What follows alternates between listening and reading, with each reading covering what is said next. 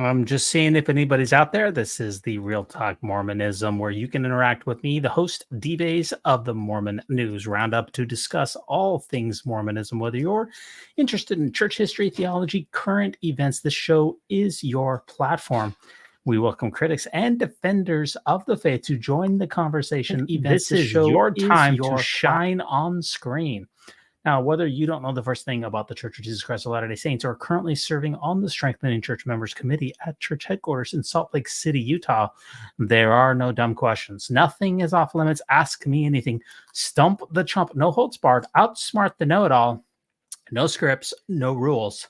That is except for YouTube's terms of service. Simply click on the StreamYard link to participate live and share your thoughts and questions and insights on anything LDS related. Engage in lively discussions and explore diverse perspectives on Mormonism with this one-of-a-kind call-in show. Seeing if there's anybody out there, but there doesn't look to be, but that's okay. I'm going to watch some of this while we're waiting in case anybody wants to come backstage. They can, but I'm going to watch this episode of Mormon Stories. And if anybody wants to talk about anything that you hear or see, when they go into Brazil in 1929, they target the southern part of the country because, as you said, John, and as I write in my book, this is where the Germans reside, and their ethnic origin is certain. But the problem is that by the following decade, the 1930s, Portuguese-speaking Brazilians from the northern end of the country start to migrate and move to the southern end of the country. So it makes it more complicated for the missionaries just to reach these white people, these so-called white members, when Portuguese-speaking members, some of whom have darker skin, are moving into the southern part. And with South Africa, they target a group of Norwegian immigrants to South Africa called Afrikaners. And they don't realize, missionaries and church leaders don't realize that these Afrikaners trace their ancestry through Africa. And so they're targeting a group of people that all allegedly bear the drop, but yet they don't know this. And this is the biggest issue they're going to face as the church begins to expand globally, is they're running up against Black and biracial populations. So it's kind of missionaries to white people, basically. Kind of. Yeah. I mean, that's what it is. And a lot of this is, Latter-day Saints, of course, I don't want to pretend that, the saints are just clueless about racial construction. Most Americans are. Most people are at this point. And they just don't understand what we know now about ancestry and genealogy and all of that stuff. So they think they're doing the right thing by preaching the gospel to essentially white people. But it's complicated, especially when they're moving into biracial cities and communities. Interesting. Okay, cool. Keep going. Sorry, I didn't mean to interrupt. No, that's okay. Can everybody see this? I'm going to put something that maybe, you guys see that okay? Yeah, I'm going to go ahead and show the screen big. Go ahead. Okay. So this is a book written by a Stanford scholar. It was published 2014, I think. And it's called A Chosen Exile, A History of Racial Passing in American Life. And here's another book, one more little prop to share. This one is called One Drop, My Father's Hidden Life, A Story of Race and Family Secrets. And what these two books reveal is that a number of Americans in the mid-20th century, a number of light-skinned Americans with African ancestry, they're passing as white. And the reason why they want to pass as white and not reveal their African roots is because they want upward privilege and mobility in American society. They want their kids to go to the best schools, which would be white schools. They want their kids to be able to go to the movie theater or the zoo or anywhere that's not segregated. And so this is happening all over the United States in the mid-20th century. And not surprisingly, the church is not immune to racial passing. They too start to pass racially, at least the saints who are light-skinned. All right, so in 1948, this is an interesting anecdote from. And do we even need to give a definition of the term passing? Is it pretty obvious in context, or does it benefit to even define the term? I think it's important to provide something. So racial passing just simply means that you are a biracial person. That is, you have African ancestry. Maybe your father's Black, your mother's white, or vice versa. You have light skin, and rather than identify as Black or African American, you choose to identify as white. And that means you get more privileges in American culture. And just to recall something I said last segment, that in 1930, the U.S. Census identified any American having one drop of African ancestry, they would be considered a Negro. And that's the word they used in those days. And so a lot of Americans mid-20th century, they recognize that if they identify as being Black or Negro or colored, those are the three terms they use in those days, that they would receive lesser privileges in American society. And so they would pass as white, even though the government deemed them Black. And this is going on all over the United States. in the mid 20th century. I hope that helps. That's helpful. Yep. Okay, so this is going on everywhere. It's an open secret. Nate, were you saying something? I saw your. Yeah, I was gonna say, if I could add to that, with passing, it's identifying as white, but then also like you have the appearance of someone who is white, and so you can actually like pass in society, because like just claiming to be white is not necessarily enough if people still view you as a black person. But if they can look at you and like not know for certain if you are a black person or if you're a white person, then you're passing. Perfect. Yeah, well said, Nate. I mean, that's what's going on here. Is you look at a person, they appear to be white. Genetics are a funny thing, right? You can have a black mother, white father, but yet you have the skin tones of your mother, let's say, or vice versa. So anyway, so these are white people with African ancestry, whether their father or mother's black or their grandparent is black. They're passing as white because they look white, but yet they know that they have mixed race genealogy. And so this is not going on. This is not happening in secret. The American journalists are writing about this. Time magazine, Newsweek magazine, Life magazine. They're talking about Americans passing below the color line, as they call it. And it obviously alerts a lot of Americans to this issue in the mid 20th century, including a BYU student named David Lloyd. In 1948, he reads one of these popular magazines in which he's reading that over 50,000 Negroes, as he writes, had crossed the color line. And he wrote the church president, George Albert Smith, and he said, "President Smith, this is going on in the United States. I'm worried that one of my children may marry someone of African ancestry."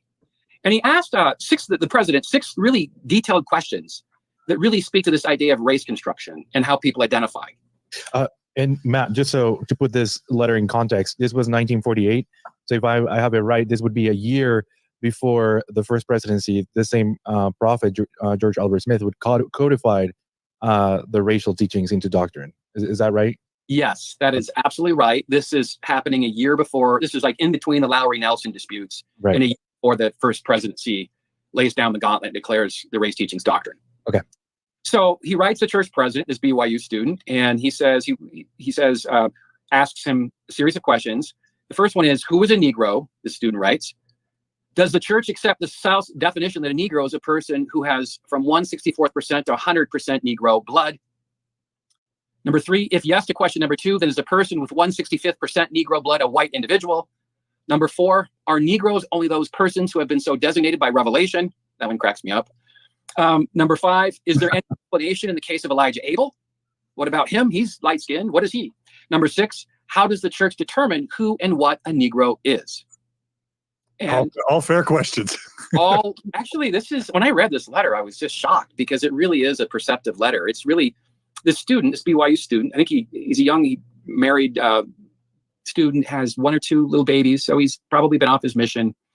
And anyway, he's putting his finger on something that's really, really troubling in the church. How do you identify somebody who's black? And what do you do, he further asks, if they've been ordained to the priesthood, a man, and then it's revealed or determined that they have a cursed lineage? How do you deal with that? Do you take their priesthood away? Do you nullify the ordinances that they had performed if they were in a position of ecclesiastical authority? What do you do? And one can imagine that, George Albert Smith, who's now in his very advanced years, he'll die 4 years later. One can imagine that these are precisely the kinds of questions he does not want to answer because there are no good answers. So anyway, they have Joseph Anderson, the secretary, respond to the questions, and Anderson ducks most of them. He refuses to answer them because he doesn't know how to answer them. And the only thing he really says is that Elijah Abel, his ordination was due to an error. That's about the only way that he can respond to each of these questions. And so, but this is what's going on as the church expands globally. They're going to come up close and personal with people who identify as white or identify as black, but yet they want the priesthood. He also says, and since then, it has never been knowingly repeated. So the first President Smith's secretary is saying that it was only Elijah Abel. Sorry, what year was it that that response was sent or written? 1948. I can't remember I can't remember the other dates, but it seems like that wasn't the case based on some of the other stuff that's in this chapter. Like it has been knowingly repeated by even some of the general authorities. Well, all right. We ready to dive into the good stuff? Sorry, I didn't mean to skip ahead. Oh, no. So can I just really quickly, these 6 questions, is it fair to say they didn't give an answer because there's no good answer? Like Negro, who is a Negro? That's a social construction, right? Like in some sense, none of us are, and we all are, right? And it's just a matter of how much, right? We have of African descent. We already established that in previous episodes. Is it 1/64%? I mean, the church doesn't want to have to draw that line, so it's going to not want to answer that, right? Is it revelation? We're going to talk about that. Does the church really want to rely on patriarchs or general authorities to have to ask God? I mean, also one really important question. I'm sorry, John, that was not numbered. It's on the next paragraph after number 6. I think that one getting ignored was very significant to me. Which one, Gerardo? So it says, Lloyd also wanted to know how bishops and stake presidents dealt with individuals who cursed lineages who appeared white but were ordained to the priesthood. Yeah. And so that one seems like a very important. How are your leadership, your local leadership, supposed to be dealing with this? And that question gets completely ignored. So, I mean, they're ignored because there's no good answers. And to try and even wade into this rat's nest is going to be a disaster. So better punt. I mean, that's what I'm interpreting. Does that sound plausible? Well, what happens is with the priesthood ordination one, that's a challenging question, because if you have a bishop who was ordained, presumably because he doesn't bear a cursed lineage, and then it's later announced that he did his genealogy and realized that his great-great-grandfather is from Africa or something like that, sub-Saharan Africa. What do you do? Because as a bishop, how many priesthood blessings has he given to his flock? How many ordinations has he performed to the priesthood holders of the church? Do you undo all of those ordinations? Do you release this bishop in disgrace and shame? Or do you turn the other way and pretend that you didn't hear that he has an African ancestor? And the short answer to all of those questions is they do all of the above. Yeah. And let me give you one story that's not in my book that I wish it was. It got cut on the chopping room floor. But it deals with a Brazilian branch president, a man by the name of Eduardo Cantieri. And Eduardo Cantieri lives in Brazil, but he has Italian ancestry. He looks white. He joined the church in 1963. They recognized right away that Eduardo had this sort of magnetism about him. People liked him. He had this charming personality. He was just a natural-born leader. And so within months, if you can imagine this, within months of his baptism, he was named the branch president in a small branch in Sao Paulo, Brazil. And within the first, year of his branch presidency, when his flock really are starting to, relate to his leadership and they find him inspired and all of that, Salt Lake sends him a memo. And they basically say, we want people in your stake to emphasize genealogy. And so with the instruction of the brethren from Salt Lake, he instructs his branch to increase their genealogy work. Uh-oh. And the branch president does it as well. Well, when he starts to do his genealogy, he recognizes almost immediately that he has an African ancestor. And he goes into the stake president and he breaks the bad news. He said, look, I have an African ancestor. And the stake president tells him that we're going to have to release you. We won't take away your Melchizedek priesthood, but you will stay your hand. That's the word they use, stay your hand. What that means is that you can no longer perform any ordinances or ordinations in the branch. You can only exercise your priesthood at home to your own family members. And of course, I don't know this to be certain, but think about this. If you can perform priesthood ordinances at home, giving your spouse a blessing, your children a blessing, why can't you do it in the branch? That makes no Or you could also say that I'm sure there are a lot of Black families that would have loved to have the ability to perform priesthood blessings just within their families, even if they couldn't do it broader. Like, it goes both ways, right? Well, so Nate, what are your thoughts on this? So the thoughts on what specifically? Just Cantieri learning that he has an African ancestor, this popular branch president, is now being released in shame. I mean, it's just the inconsistency throughout everything is just kind of staggering, where it's like there really was no specific answer, but they were kind of claiming to have all the answers at the same time. So, I mean, you just kind of see like throughout this whole chapter, like you can see some people being released and you got some people being told to, don't say anything about it. It's just the inconsistency there is just kind of frustrating to see. But it also, I mean, it gave me more perspective on maybe what some of the brethren are going through like today and, in this time with some of the issues that they're facing. They have to appear like they have all the answers while behind the scenes, there's really no specific answer, no one answer. Yeah. So with Cantieri, what happens is that the saints in Brazil, they're not, this is a biracial country. They're not happy that this beloved priesthood leader gets released. And to further complicate the story, Contieri is such a loyal, devout Latter-day Saint that when white Latter-day Saint men, young men, come to his house to date his daughters, plural, daughters, he tells these young men, you could date them, but you need to know something. My daughters bear the curse, and you will not be able to take them to the temple if you marry them. And, one can imagine that the daughters are like, Dad, shut up. Dad, shut up. But they go along with it. They understand why their father is saying this to their suitors, but they also recognize that it's damaging their prospects for a temple marriage. And so the family agonizes. They can't get married in the temple, right? Like, married in the temple. They can't get married in the temple. Daughters understand this, and they understand why their father's warning their prospective dates, but it doesn't ease the pain that they're feeling. And anyway, so the people in the branch are upset about this turn of events. They're not happy. And so what happens is that Spencer W. Kimball gets word of what's going on, and he alerts an apostle, Gordon Hinckley, who's over this period of the world at this time, and Elder Kimball, who's not the church president yet. He writes his junior colleague, Elder Gordon B. Hinckley, and he says, you should know about this faithful brother. We want you to know. It's come to my attention. This is what's going on. You should know about him. He's under your purview. What can you do? And in the meantime, by 1973, so this is probably less than 10 years after he was released, another junior apostle gets involved, a guy named Howard W. Hunter. And it's Hunter that will fly to Brazil and reordain Contieri to the office, now bishop, no longer branch president, but bishop. And basically, knowing that he has African ancestry, reordains him, and the man will serve honorably as bishop for the next several years. That's crazy. Around what year was that? It would have been 73, and he would have lost his priesthood probably 63, 64.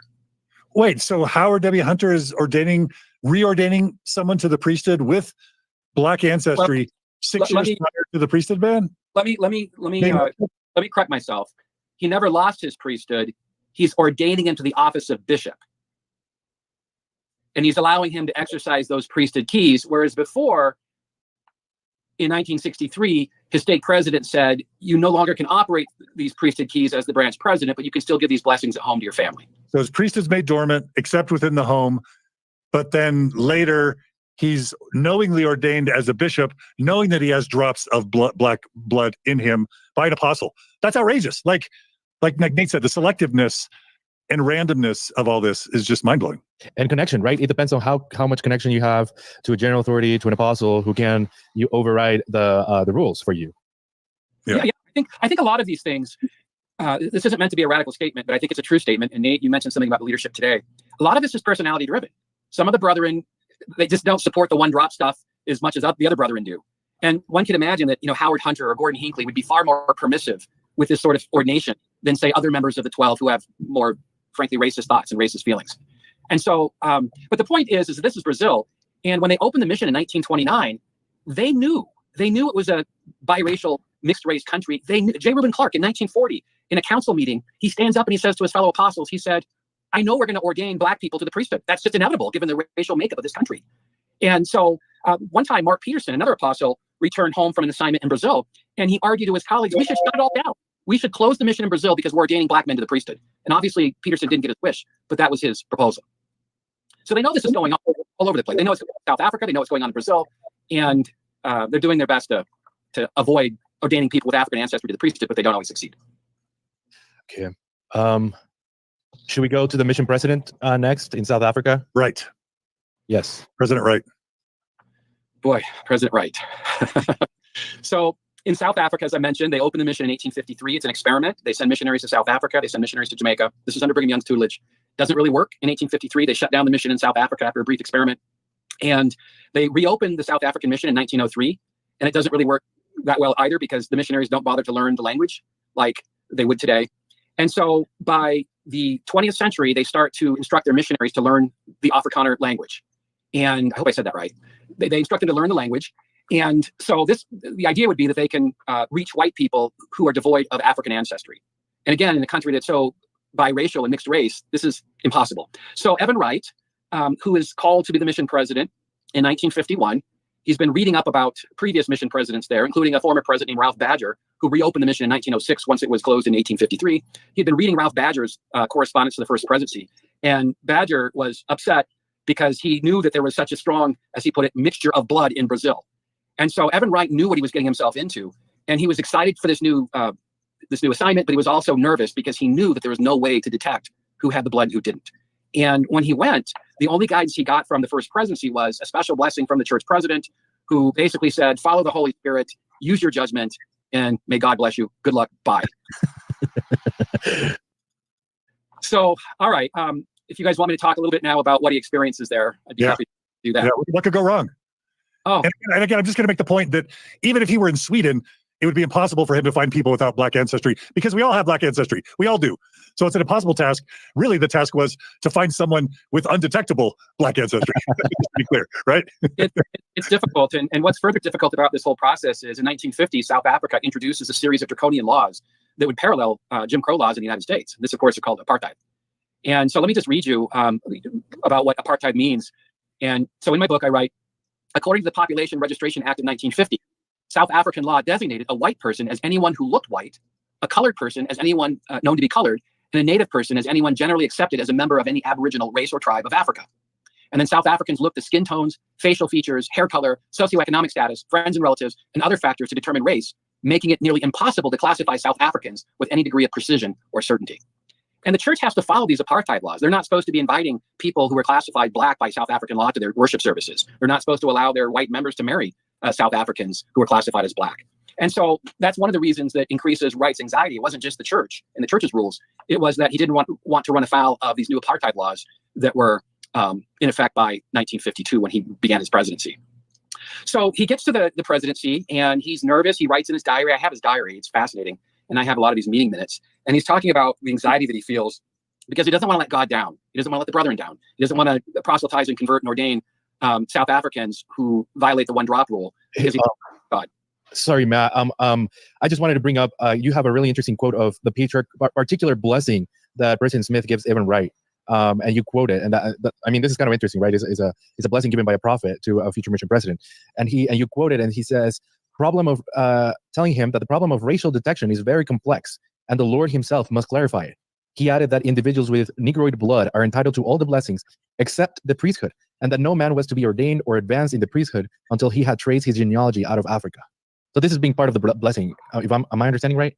Yeah. So in the blessing, President Smith tells this new mission president that in order to protect the purity of bloodlines, you and your missionaries must do the genealogy of a prospective convert. That is, we can't ordain them to the priesthood unless they've gone back several generations to make sure they have a racially pure bloodline. Now, let's all pause for a minute, you guys. I don't claim to be a genealogy expert. My family members, and both my side and my wife's side, they've all done genealogy back for decades. I've never really plunged myself into it, but I do know how it works. And President Wright will turn to his missionaries. These are 19 and 20-year-old young men and some young women, and he will have them do genealogy when they have no idea what they're doing. And further compounding the issue would be they have spotty records. They have people who have better access to genealogy than others. And so what happens is that they have this profound inability to do genealogy based on their lack of records, based on the lack of knowledge of their missionaries. And also, they live in Africa. Most of these people have some ancestry that runs through sub-Saharan Africa, which were typically the countries in Africa that would be considered Black. And so the missionaries themselves are frustrated at this tactic that they're supposed to trace their converts' ancestral lines out of Africa, as it said. And one missionary said, quote, "Our greatest problem in this genealogy work is that we are amateur genealogists and our methods are primarily those of the amateur." So they recognize right away they're being essentially set up for failure.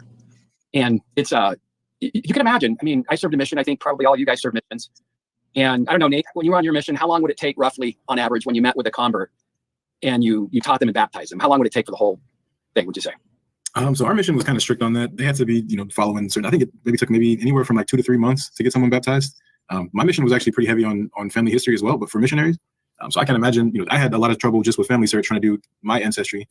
So I can imagine trying to find that in another country, all those years ago. That would have been disastrous, especially with the other things missionaries have to do. Well, and of course, they don't have family search in those days either. Right. Yeah. Not even close. I mean, they're going to I don't know where they're going. The church has some records, and they're writing Salt Lake for help. There's a genealogy department in Salt Lake. But the point is, if you're writing letters to Salt Lake from South Africa and they're having to do the work in Salt Lake, or at least assist you, or to send you records, it's just taking, right? Anyway, so President Wright, he develops this bitterness because he recognizes that other missions in the church are not asked to do this.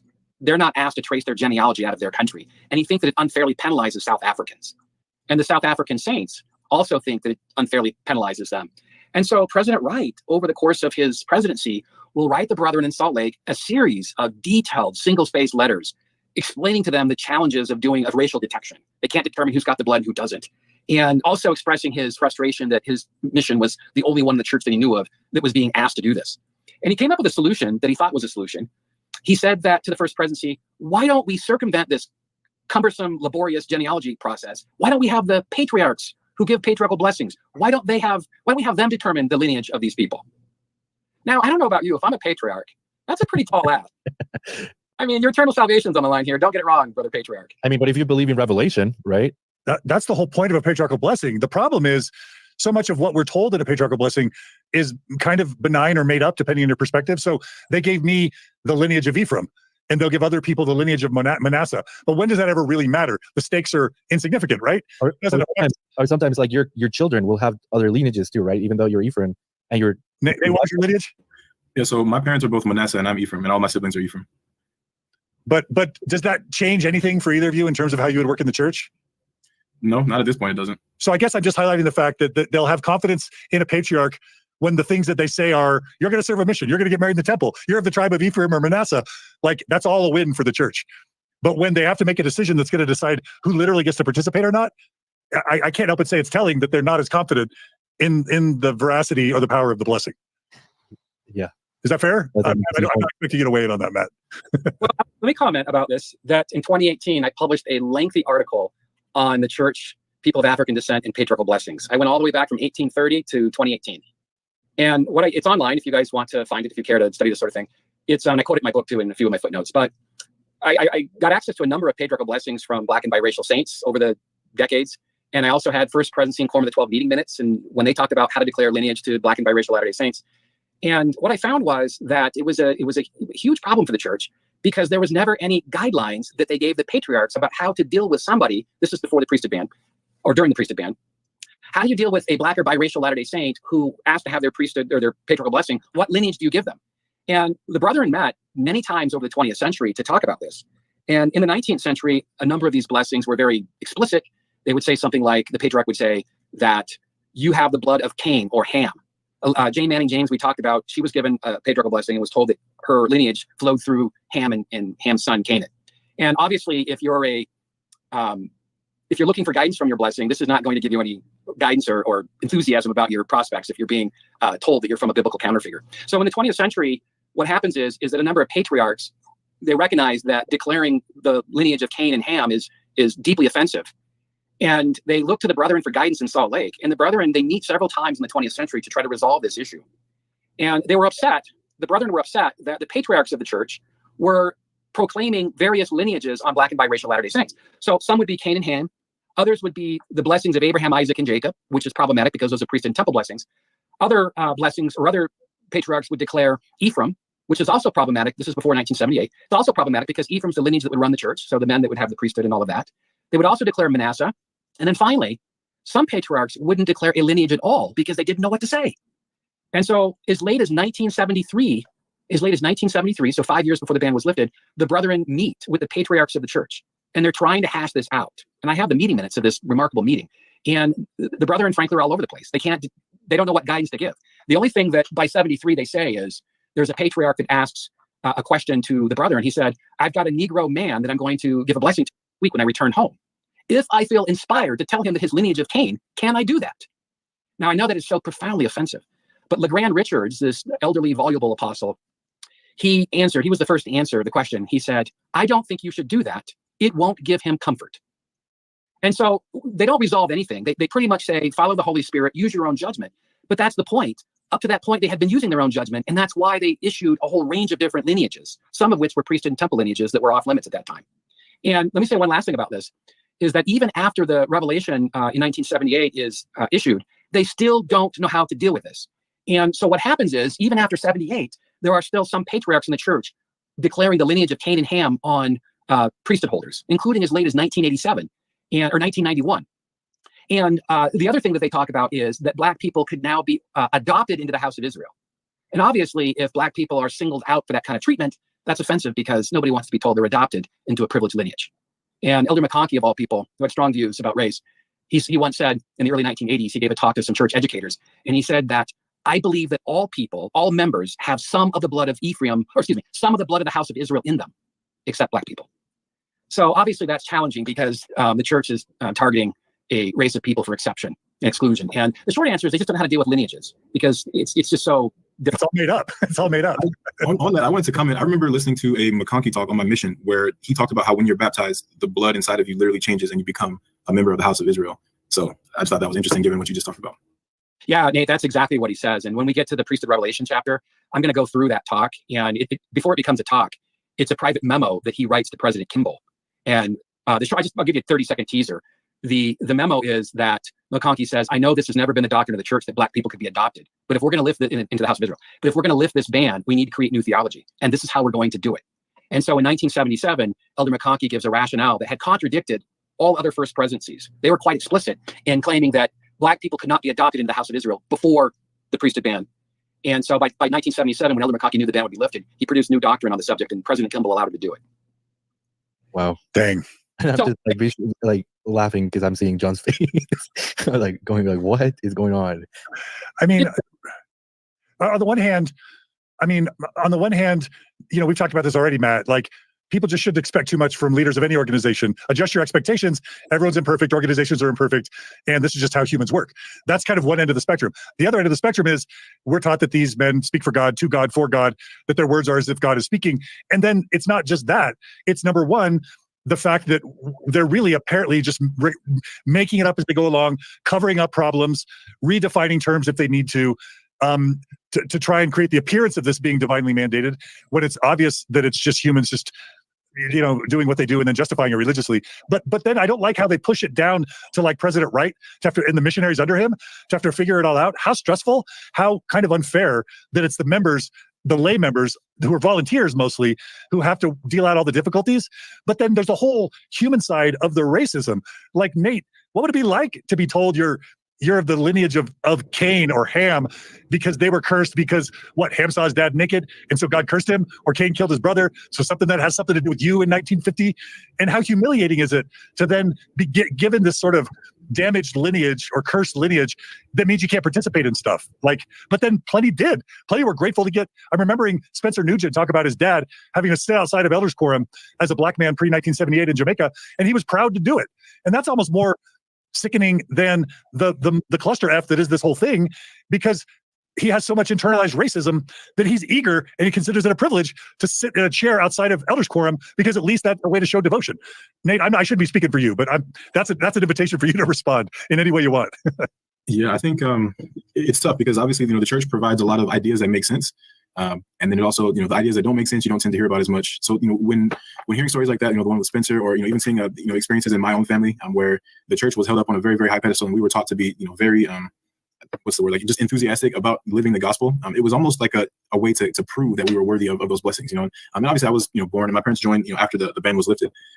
But growing up, there was always this desire to prove myself as a black member of the church. In the black community, there's a saying, you got to work twice as hard to get half as much. And that probably was double in the church. I was extremely devout, extremely faithful. I did all my home teaching as a freshman in college. And underlying all of that zeal was this desire to prove that I was, a good Mormon, to prove that I was worthy of that. And so, to hear something like that, or to be told that, you're part of this cursed lineage, especially during that time, I think that requires incredible resilience and fortitude of mind to be able to hear something like that and still press forward with something that you believe, wholeheartedly to be true. I think that just goes to show the dedication of those saints. And, I think there's also an element of internalized racism there, and running away from some of the negative aspects of blackness, or at least the aspects that are portrayed about blackness, and kind of running towards whiteness. I think there's an element of that in there as well. But it's definitely damaging to the psyche. And a lot of the black people that I see in the church tend to be struggling, or tend to be, at least in my experience, tend to have a loss of identity while trying to pursue that Mormon identity. Well said. Thank you, Nate. I'm also reminded of an interview I did with Darren Smith, where I'm like, why would any black person ever join the Mormon church before 1978? And Darren Smith's response was, if we as black people were only allowed ourselves to join organizations that weren't racist, we would never be a part of any organization. So you have to pick and choose, and you have to always tolerate a certain amount of racism. So why should religions be any different? Anyway, Matt, I just wanted to try and bring a little bit of the human emotional element, because to just talk about this clinically, it's just too much sometimes. Well, yeah, I think that one of the things I learned in my research, it took me 15 years to do this book, and I went through dozens and dozens and dozens of archives throughout the United States, many of which were restricted collections that I got access to see. And one of the things that struck me with seeing all of these new materials that nobody else has ever seen before is the emotional side of all of this. We tend to think that the brethren are just a bunch of machines and they're just kind of cold and heartless and this and that. That's not entirely true. Some of them are, in terms of they're just sort of immune to suffering among Black people and how this policy affects them. But others are not. And the patriarchs who were given these blessings, I mean, they agonized over this. Some of them were tone deaf and would just do, bless Cain and Ham, and then they'd get pushed back and, what? But others knew that it would be offensive. And that's why they pleaded for guidance. And they became frustrated when the guidance wasn't forthcoming because the brethren, they boxed themselves into a theological corner, didn't know how to get out. And, if you believe, if the church teaches, if it's the doctrine of the church that there is a biblical curse, then how do you pronounce lineage? Because these biblical cursed figures, they're outside of the house of Israel. And, it probably never occurred to any of the patriarchs or at least a number of the patriarchs, that if you proclaim these cursed lineages, it's going to be deeply offensive to people, particularly when they're seeking guidance about their life and they're being told that they come from a cursed lineage. So this is a problem in the church, and some of the leaders recognize it intuitively. And some of the leaders, as we'll talk about, I'm certain at greater length, they recognize that some of these Black and biracial saints, Nate, you said it nicely, that they're struggling with their identity. They're struggling to be good Latter-day Saints. They're struggling to do all the things that they need to do to advance in the church, to serve in church missions, if you're a man, or I guess a woman too, to get sealed in the temple. So their heart's in the right place, but yet they're told they can't because they bear this curse.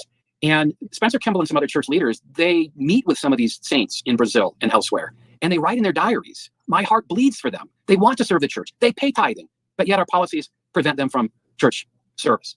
And so they do have this emotional response that the policy is harming people, and it does bother them. Really quickly, and this is a little bit out of sequence, but since we're talking about patriarchal blessings and lineages, one of the most shocking parts of this chapter for me was to learn that the answer that they gave about patriarchs not being able to declare lineage in South Africa, was exactly the opposite in Brazil. Do you mind just talking about that while we're on the subject? Yeah. So as we mentioned a moment ago, in South Africa, President Wright, tired of doing the genealogy, knows that it's an imprecise practice, recommends to the first presidency, let's allow the patriarchs to determine lineage. And the first presidency writes him back and says, no, we're not going to do that.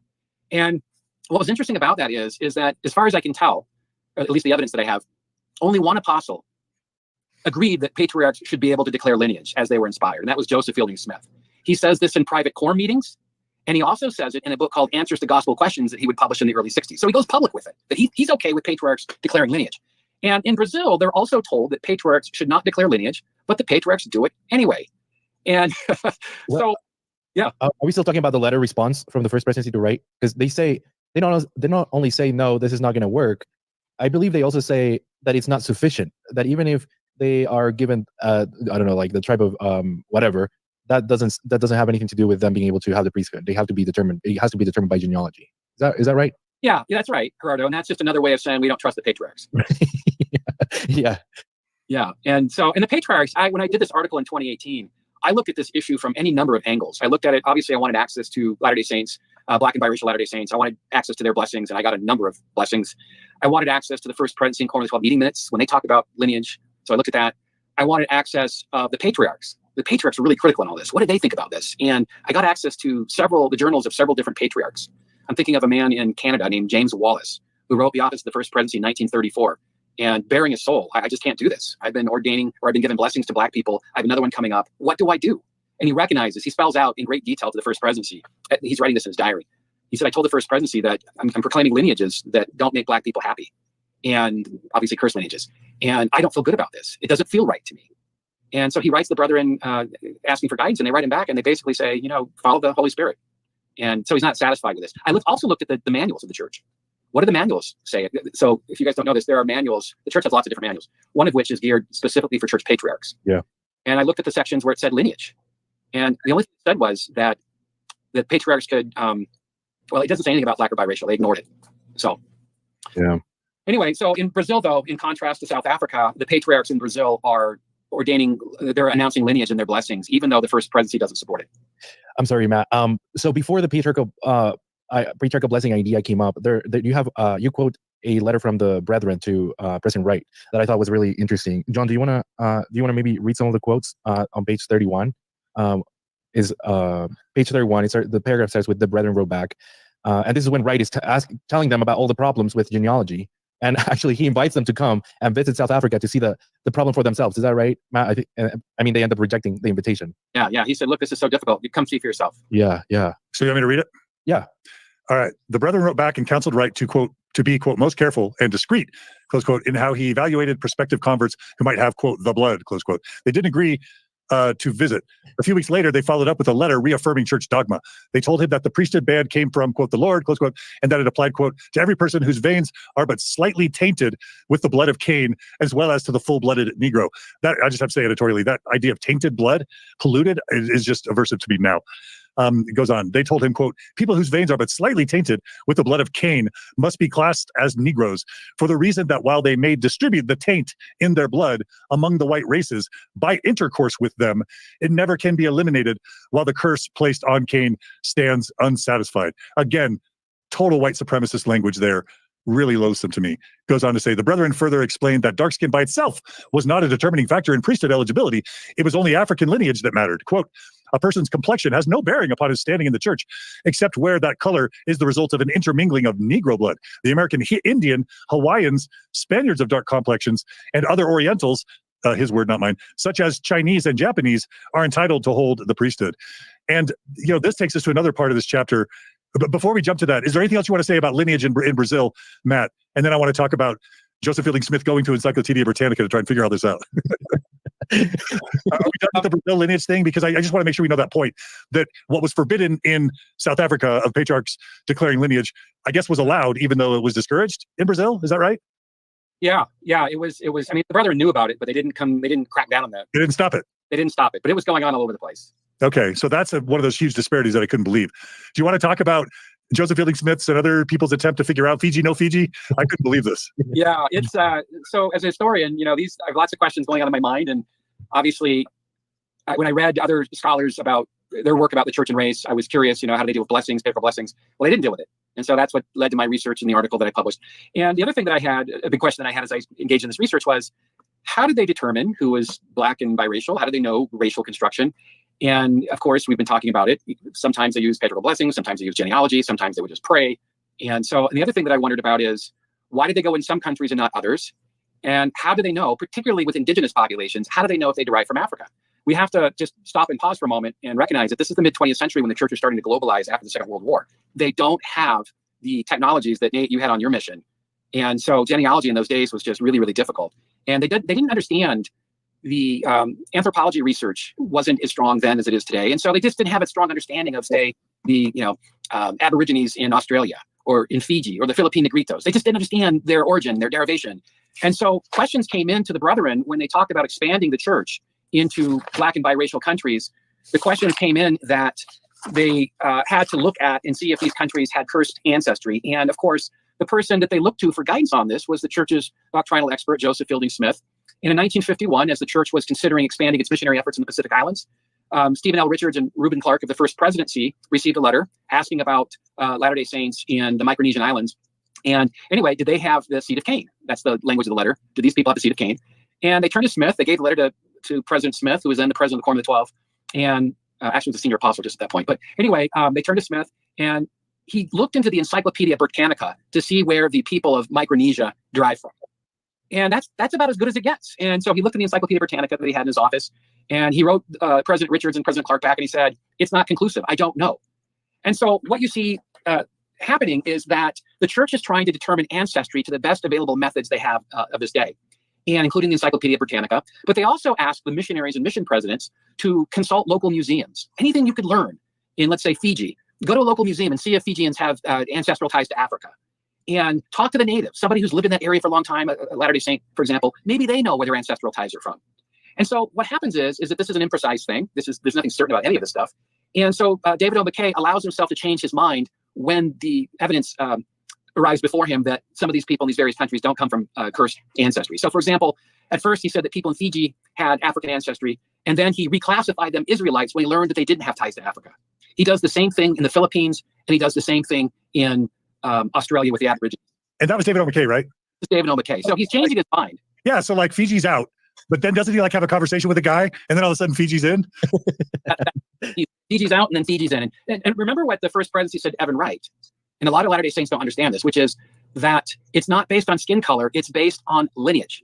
And so in Fiji, McKay just automatically assumed because Fijians have darker skin that somehow they were cursed. And then he realized that wasn't the case. Think about the case with Eduardo Contieri. He's a light-skinned Italian dude who lives in Brazil. But yet he bore the curse because he had an African ancestor. So yeah, like Matt, that's one of the frustrating things is, again, on the spectrum, members think that God is directing this work and that these men are speaking to and for God. And you've got David O. McKay making a decision based on a conversation he had with some guy, and Joseph Fielding Smith going to Encyclopedia Britannica trying to figure it out. Like that's why seeing behind the curtain and how the sausage gets made is really informative, and it informs to what extent we take super seriously any of the mandates or rules that they might give today. Another example of really kind of outrageous disparity in treatment is in what happens when they start discovering, specifically in South Africa, what happens when they start discovering that longstanding members of status, and particularly men, have been serving in high levels of the church in South Africa when they had the blood of Cain all along. Do you mind sharing a couple of those stories? Yeah, so they're ordaining black men to the priesthood. They're doing the best that they can with these limited tools, and yet they know they're ordaining people of African ancestry. And President Wright was told by the first presidency to make sure that nobody would be ordained to the priesthood. No man would be ordained to the priesthood. No family or no couple could go to the temple to be sealed unless they had successfully traced their genealogy out of Africa. And President Wright, this policy hits him up close and personal because he's established friendships with people in the local wards and stakes. And in one instance, there's a young woman who left South Africa. She went to Utah. She knew that she had a cursed lineage, but she's white, she's light-skinned. And nobody ever questioned it in Utah because she just blended in. She passed below the color line, as we've been talking about. And so she gets sealed in the temple. Her parents, of course, back in South Africa, they're happy for their daughter. But on the other hand, they're told that they can't go to the temple and the dad can't hold the priesthood because they can't successfully trace their bloodline out of Africa. Yeah. And so this is a clear double standard that they pose to President Wright, who then in turn poses it to the first presidency. If the woman or the daughter can get sealed in the temple, why can't the parents? And this is what's going on all over the place in South Africa. And a number of people, when they run into either when they run into slave lines and they get discouraged because they can't progress in the church, they then just simply leave and go to Canada or Salt Lake. Or if they can't find the records to prove their racial purity, they just simply pack up and leave and go to Salt Lake where they pass below the color line. Yeah, so that ability to just go to Canada or go to Salt Lake, and then they're not testing people's bloodlines in Salt Lake or in Canada. And so they have a lower burden of proof than the members in South Africa. That was outrageous, for sure.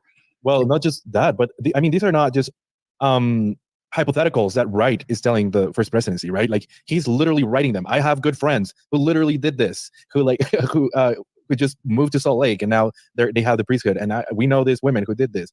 And is the first presidency responding to this? Matt, do we know? Well, so they don't know the extent to which the racial passing is occurring. They know what's going on, but they really don't know the numbers involved. And there's a very popular institute teacher at the University of Utah. His name is Edgar Lyon. And Edgar Lyon, I quote this in my book, this letter he writes to a friend. He said, "We know that people of African ancestry are living in Salt Lake, passing below this color line. And I know of at least one instance of a person with African ancestry who's a member of a bishopric. This is happening all over the place." And so Edgar Lyon is acknowledging that this is an open secret, that I know this is happening, other people know this is happening. And of course, the general authorities don't know what to do about it. And, when it is called to their attention, as we mentioned, sometimes they would ask the priesthood holder to stay their hand. Other times they would just simply turn the other way and let him practice his priesthood and continue on. Tell the story of when the story with T. Edgar Lyon raises an issue to Joseph Fielding Smith where he's got to make a decision. This is I think this is one of the most extraordinary things in at least this chapter, I think. And that is that there was this young man who had served a mission, and he lived in Norway. After his mission, he had immigrated to the United States with his family. So he's Norwegian. He's blonde-haired, blue eyes. His entire family, they're light-skinned. And the young man, so he's probably early 20s. And hadn't his dad or granddad served in priesthood callings? Oh, his dad had served in a priesthood calling. So he's about your age, Nate. And this young man's father served in a priesthood calling. His older brother was a stake president. His other older brother was a bishop. His other older brother was a high councilman. And his sister had been married in the temple. And so... And again, he was from South Africa? No, he's from Norway. Okay, from Norway. Okay. He's from Norway. Okay, right. And their name's not used for this family in the book? No, I didn't get their name. I wish I had. But Edgar Lyon, I have 2 or 3 sources for the story, and none of these sources use the name. They just describe. Okay. That's why I didn't have a name. Okay, keep going. So Edgar Lyon, the young man, a week before his temple wedding, the young man learns that he has a relative from Africa. And he's absolutely startled by it, much as Contieri was when he learned that he had a relative and he would have to be released from his calling as branch president. Well, what this meant was to the young man that if he disclosed this new discovery to his priesthood leader, that he would be prevented from marrying this white woman in the temple. And so, bothered by all of this, he reached out to Edgar Lyon, who was a one-time mission president in Norway. So they got to know President Lyon from that capacity. And the young man confessed to President Lyon what was going on. And Lyon was a liberal. He didn't like the race policy. As we'll learn soon in this episode series, Lyon will ultimately get fired from his teaching position because of his activism on the ban. But nonetheless, Lyon is deeply sympathetic to this young man's plight. And Lyon went to a priesthood meeting with the presiding officer, Joseph Fielding Smith, there. And at the beginning of the meeting, he decided he wanted to ask President Smith about this young man and what to do. Now, I'm sure Lyon wasn't very happy when the presiding authority is the church's most, encrusted hardliner on this topic. But that's what he had to work with. So at the beginning of the meeting, he goes up to Joseph Fielding Smith. He said to President Smith in private before the meeting started, he said, look, I've got this former family of mine from Norway that I met, and the young man's going to get married in the temple, just determined that he had cursed ancestry. He's got brothers who are faithful priesthood holders. His father was a faithful priesthood holder. What do I do? What do I tell him? What counsel do I give him? And President Smith, without batting an eye, he said, what do you mean, what do you tell him? Tell him the truth, that he can't get married in the temple. And so that was it. And then after the meeting was over, Joseph Fielding Smith had a change of heart. He motioned for President Lyon to come to the stand. They had a private meeting. And he said, during the meeting, I've rethought everything I told you at the beginning of the meeting. He said, the son who's planning on getting married and the 3 older brothers, the priesthood holders, it will trigger a release from their callings if this young man discloses his cursed ancestry. Tell this young man to keep it to himself. Don't tell his fiancée. Don't tell his bishop. Don't tell anybody. Let him go on. Because if the Lord has ratified the older brother's priesthood service, who are we to stand in the way? And I'm telling you, when I read these 3 accounts of this meeting, they basically all say the same thing. I absolutely froze, because this is a different side that one typically sees of a church leader like Joseph Fielding Smith. This is his way of internalizing the harm that this doctrine is causing this young man. And I really, really wish I could have followed up and interviewed this young man or read his diary, but sadly, he's been lost to the annals of history. Nate, why are you shaking your head? Well, I mean, for starters, I mean, good for Smith for, I guess not wanting all of this to affect that young man. However, telling someone to keep a secret from their fiance, to start off your marriage, that's a pretty significant secret. One that I can't imagine would, sit well with that young man. It might be a sense of relief at first, but then, once you get married in the temple and you start to feel that guilt, or every time you sit in a sacrament meeting or you hear a talk, that thing probably comes back up and that would just eat away at you. So it might have solved the problem of him feeling bad, or it might have cleared up, the guilt for Smith. But I think it could have created more problems down the line, unless that young man just decided to keep that secret his entire life. I guess we don't know. Jeez, Nate, that's the $1 million question, right? And Nate, I want to hear what you were going to say, but I just want to follow on as well. Like, it doesn't appear as though Joseph Fielding Smith made that decision out of concern for the young man. It almost seemed like he was willing to throw that young man under the bus and maintain the church's policy until he thought about the implications of denying this man, the implications of what that would have to the broader church and its reputation, having to shut down the other leaders in the church and to have word get around that the church let these people go and that a bunch of people were officiating in the priesthood, having levels of leadership with the drops of blood. And so it seems to have been motivated much more out of an attempt to protect the image of the church and to do damage control than out of true, sincere cause or care for the one or for the individual. I mean, that's how it reads to me. And you can see that why don't you tell the story of the woman who was doing who had done 1,000, instances of temple work and what the answer was for her, to contrast, right? Yeah, the great Mormon historian Juanita Brooks tells this story that she knew of an instance of somebody in her stake that was the woman and the husband. So these are a couple in Juanita Brooks' stake. They were faithful temple goers. And Juanita Brooks writes that they had performed over 2,000 ordinances via proxy for their deceased ancestors and others. And when it was disclosed that the woman had a cursed ancestry, her local leaders shut it all down, told her that she could no longer go to the temple.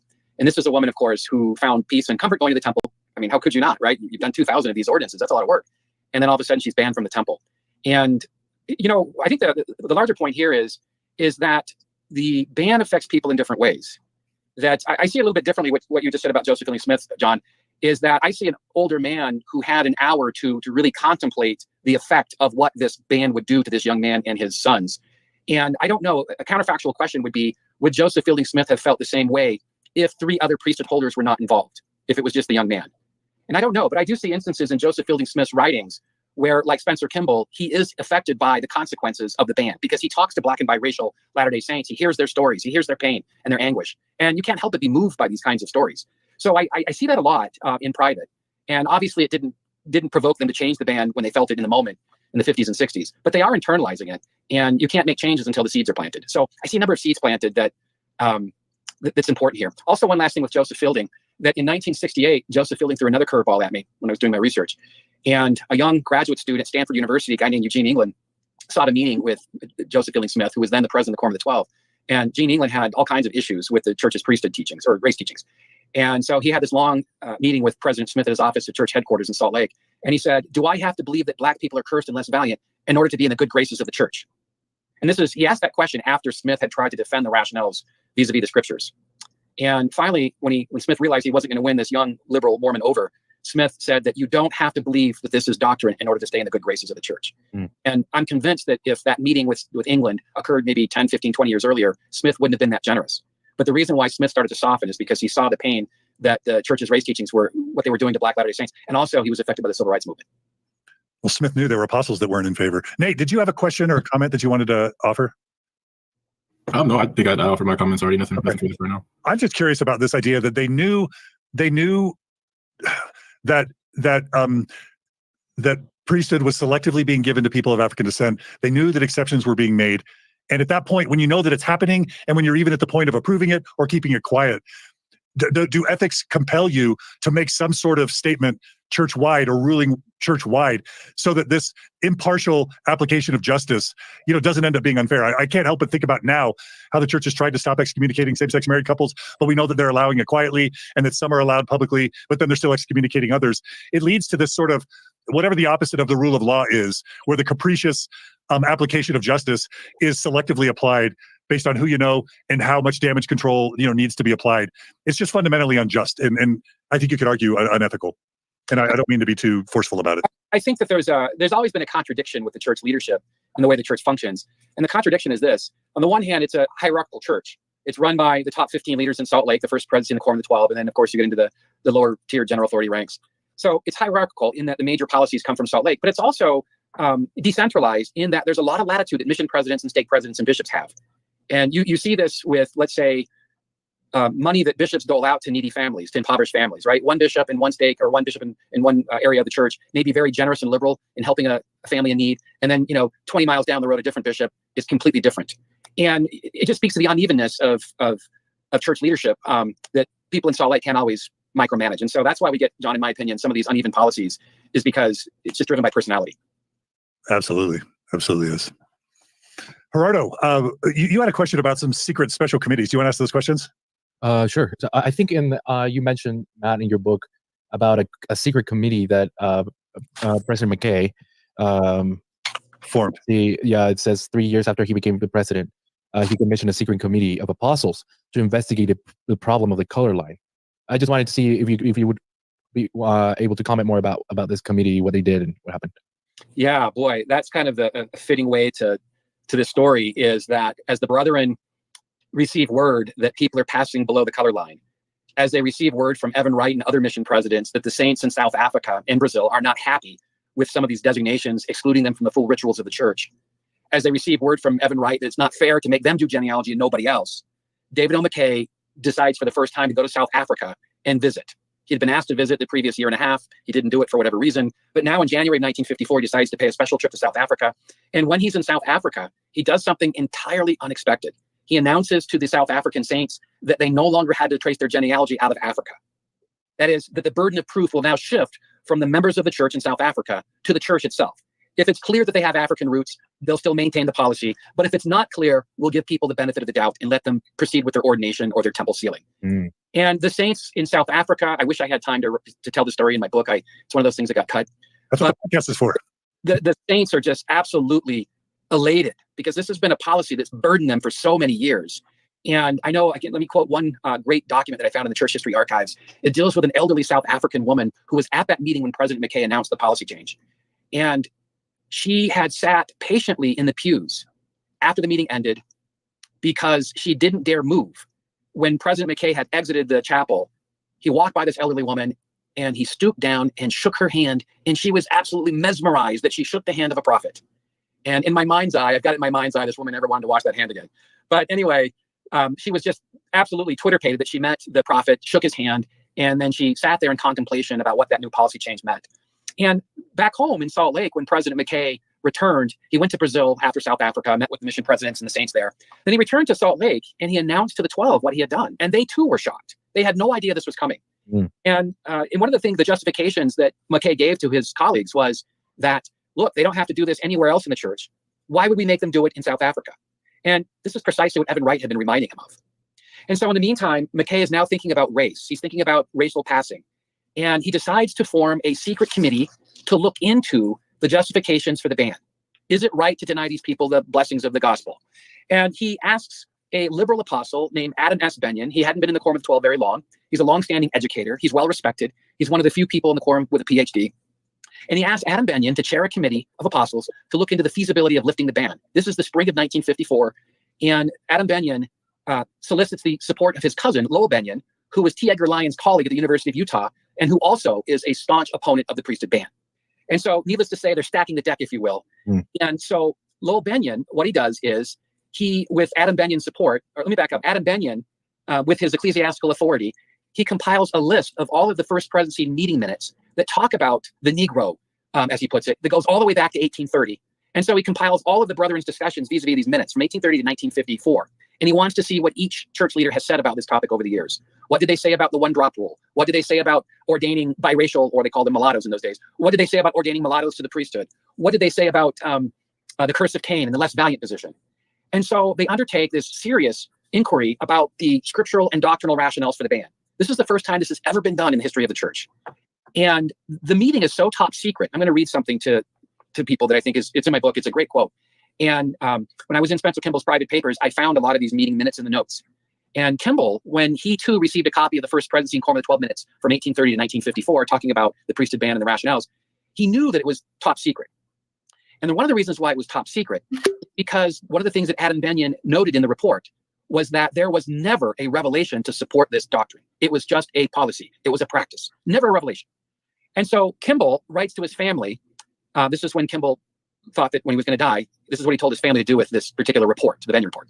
He said, quote, "To my family," this is in all caps, this is to emphasize how important this is, "to my family and any others, under no circumstances, none, are these papers," the Benyon report, "and this book," it was compiled into a book, "and all the excerpts from the minutes of the meetings of the brethren, in the temple or otherwise, to be appropriated for the library or office or possession of any family friends or others. These are totally personal and private and must be turned in total to the brethren, the First Presidency of the Church or Council of the 12. No deletions, no copies, no Xeroxing, or anything like unto it. I have pledged to myself that I would hold all of these papers inviolate." And he closes by signing his full name, Spencer W. Kimball. I don't know about you, but I don't address my kids and then sign my full name to my kids. So, Matt, do you have a copy of the Benyon report? I do. So you have access to this. Sure. I can't right now because I don't have it. I don't have a digital copy. Oh, no. I just mean it. Maybe share it with Julia later, and then we could share it. Like, and you don't have to or not. I would understand either way. I'm just curious if it's known what's in it, and if you know what's in it, are you able to theorize as to what parts of it Spencer B. Kimball was so terrified would come out, and why he felt like they would hurt the church? And I'll also just say Nate had to bail, Nate Bird. So we want to thank Nate for joining us for the time that he could. But can you help us understand why Kimball was so terrified about the Benyon report? Yeah, let's talk about a little bit about what's in it, and then if I can come back to that question, John. Yeah. And so Lowell Benyon writes it, and I'm certain that Adam, his cousin, the apostle, contributes significantly. And I'm sad to say that we don't know exactly who was on the committee. We know that Adam Benyon's on it, and I can extrapolate, or at least infer, that Spencer Kimball's probably on it because he had a number of the papers in his private possessions. And this is the secret committee, right? I can also infer that Joseph Fielding Smith was not on it. And I wish I knew more details. I really asked the church archivists, and we looked at a number of, they were great to work with. They helped me look in some places where I thought there might be more information, but we didn't turn up anything. But anyway, we do know that Adam Benyon chairs it. President McKay asked him to chair it. We do know that Lowell Benyon participated. Whether he was a quasi-official member of the committee or an official member, we don't know. I'd like to think he was an official member simply because he and President McKay were close friends. And also President McKay knew Lowell Benyon's position on the ban. He learned his views as early as 1943. So anyway, Lowell Benyon writes the report. And I'm sorry, Matt, just to clarify, because I don't think I got this from the book, so that's why I had the question. So this report is the result of David O. McKay commissioning a secret committee to come up with this stuff. Is that right? Yeah. So what's going on in South Africa and Brazil with the biracial stuff, with the racial construction, with racial passing, it bothers McKay. Right.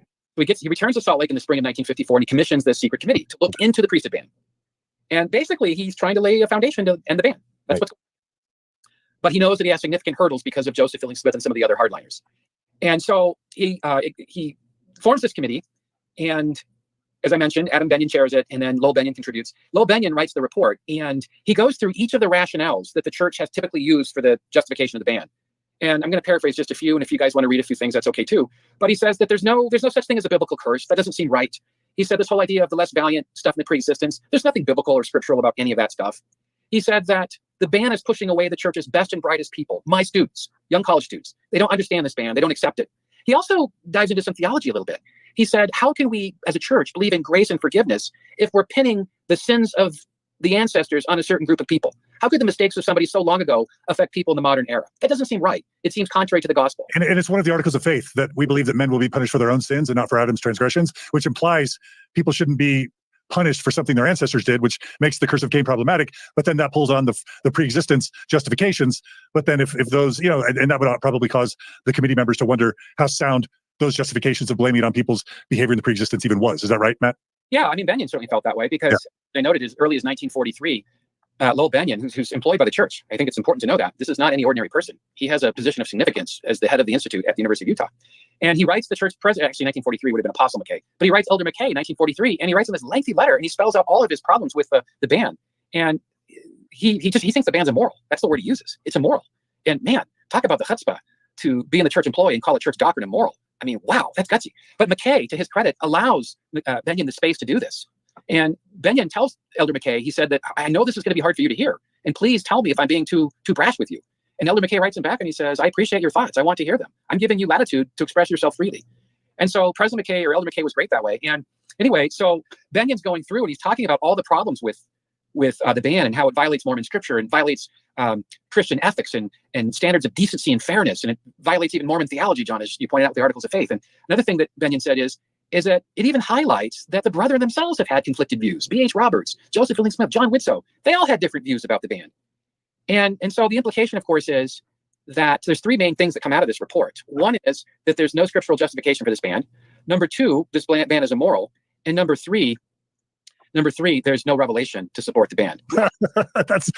Those are three pretty important things. No scripture basis, no revelation, and it's immoral. And it's causing the church damage. How about a fourth? It's good. It has been and will continue to damage the church.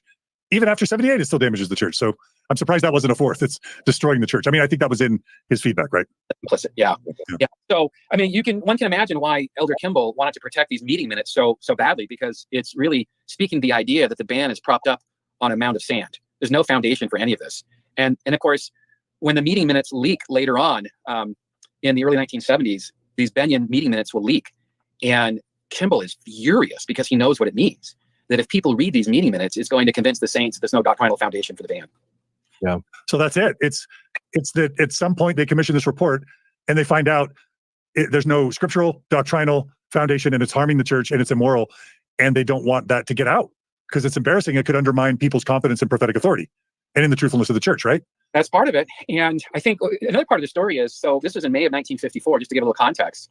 The entire country is thinking about race relations in the spring of 54, because in June of 54, the Supreme Court will announce the most momentous case in Supreme Court history, and this is in the 20th century. This is Brown versus the Board of Education in Topeka, Kansas, and which desegregates public schools. And so in May of 54, there are a few grumblings where word gets out that there was a secret committee meeting. And Adam Benyon himself discloses that there is a meeting or a committee. And the committee, he tells some Mormon educators, he said that there's no scriptural basis for the ban. There's no justification. There's no revelation. So this is an apostle telling to church education employees, there's no justification for the ban. That's correct. Wow. These church education employees, of course, they're absolutely alarmed by all of this. And they write their thoughts down about this in their diaries and letters to each other. And most instructively, of course, is President McKay. So he already has his heartstrings tugged from what's going on in South Africa and Brazil. And so when Adam Benyon, I wish I knew, but we don't know what happens with the report. We don't know if he makes an official recommendation to the 12. We don't know if they discuss it, debate it, scrap it. We just don't know. What we do know, though, is shortly after Adam Benyon and Lowell and the other members finished their work, they present the results of their work in the spring of 54 to President McKay. And in March of 54, just after the committee had finished its work, they worked pretty fast. President McKay met with his friend, Sterling McMurrin, who was a philosopher at the University of Utah, one-time church history employee, or CS employee. His grandfather was Joseph McMurrin, the presiding bishop of the church. So Sterling had roots in the church, and a brilliant man, full of integrity. That's why David O. McKay liked him. And President McKay told Sterling McMurrin in March of 1954, he said that I have it on good authority that there is no revelation supporting the ban and that it is not doctrinal. Now, Sterling McMurrin is a liberal. He can't stand the ban. And you can imagine how Sterling's eyes lit up like Christmas trees when he heard the church president say that the ban was not a doctrine, but was simply a policy and a practice that needed to be changed. And McMurrin, his first response to this is, it's a policy that needs to be changed. Is that right, President? That's what I told you. He said, President, now this is March. President, General Conference is coming up. Why don't you announce that at conference? And President McKay said, without missing a beat, now, Sterling, you know I can't do that. And what he meant by that was that you cannot make a momentous change like this unless you get buy-in from all of the leaders. They had seen, President McKay knew intuitively what would happen if he didn't have buy-in from the 12. The same thing would happen possibly with polygamy in the late 19th century, early 20th century. When you have a church prophet make an institutional doctrinal change, no more polygamy, it splits the quorum of the 12 right down the middle, and it leads to a mass defection of Latter-day Saints from the church. And President McKay is aware that he needs to have buy-in from the 12 in order to make this change, and he doesn't have it in 1954. So when he said to McMurrin, you know I can't do this, McMurrin knew what he meant, because he knew Joseph Fielding Smith and his allies would not allow it. Wow. And Matt, I just have to say, there are these moments in LDS church history. Let's just say the Nauvoo Expositor with William Law. Everybody finds out Joseph's been practicing polygamy, but hiding it. Or, another moment is the secret. Well, I mean, you can say the post-manifesto polygamy when, like, the Mormon Church tells the world that it's going to stop polygamy, but then it's discovered that for the next 15 years, they're secretly still practicing it. Or the secret Mormon meetings in 1922, when B.H. Roberts starts really looking into Book of Mormon historicity and finds all these problems and calls all the church general authorities together and has like a 2 or 3 day meeting with top church leaders discussing all the problems with Book of Mormon historicity. Like, there are these moments when the church has full knowledge and awareness that there's a significant problem. And those are the moments where I look and say, what did they do? And in this case, the narrative that I was always told was,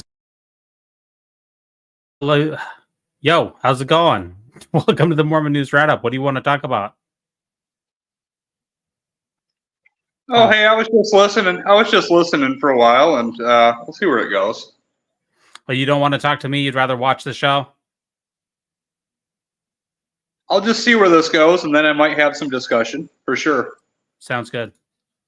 is that, like, and I think we talked about this earlier, that the brother, somehow all this stuff went down the memory hole.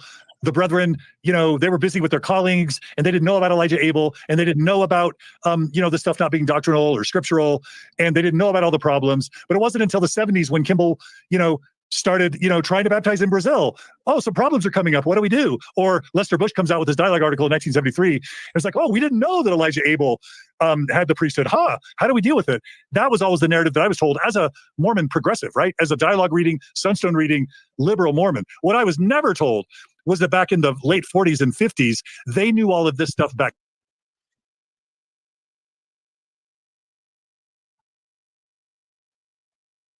Hello?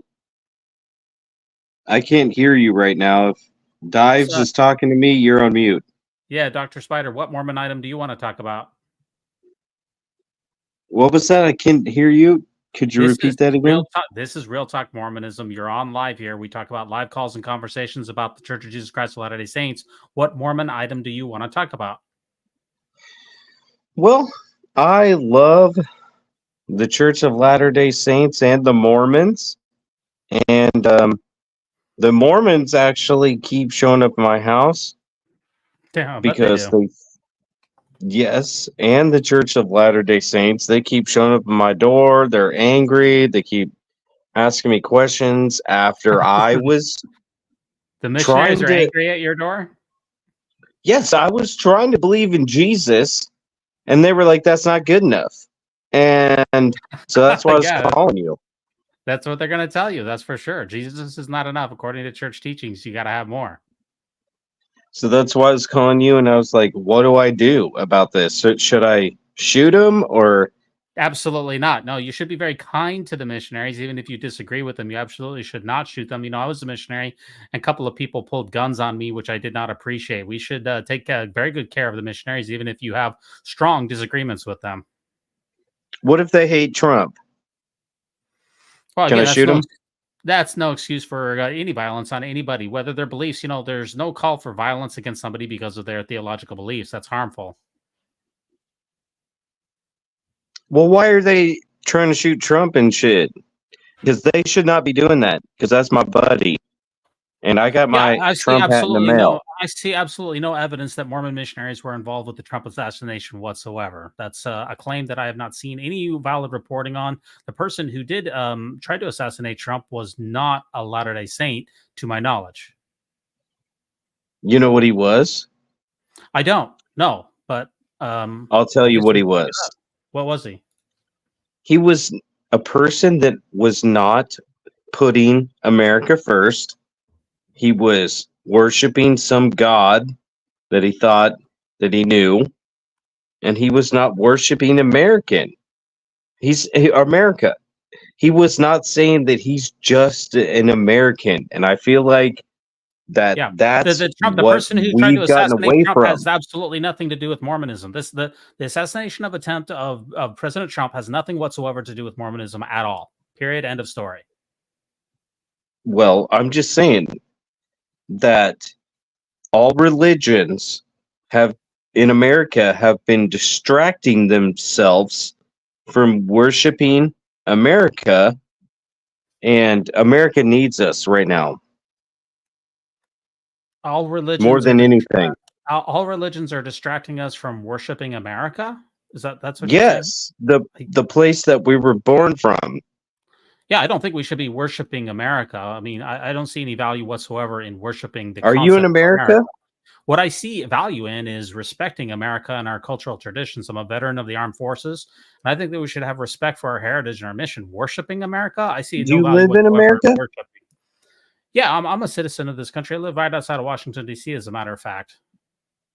Okay, so we should just like worship God in this one little small religion, because there's actually like a massive amounts of religion out there.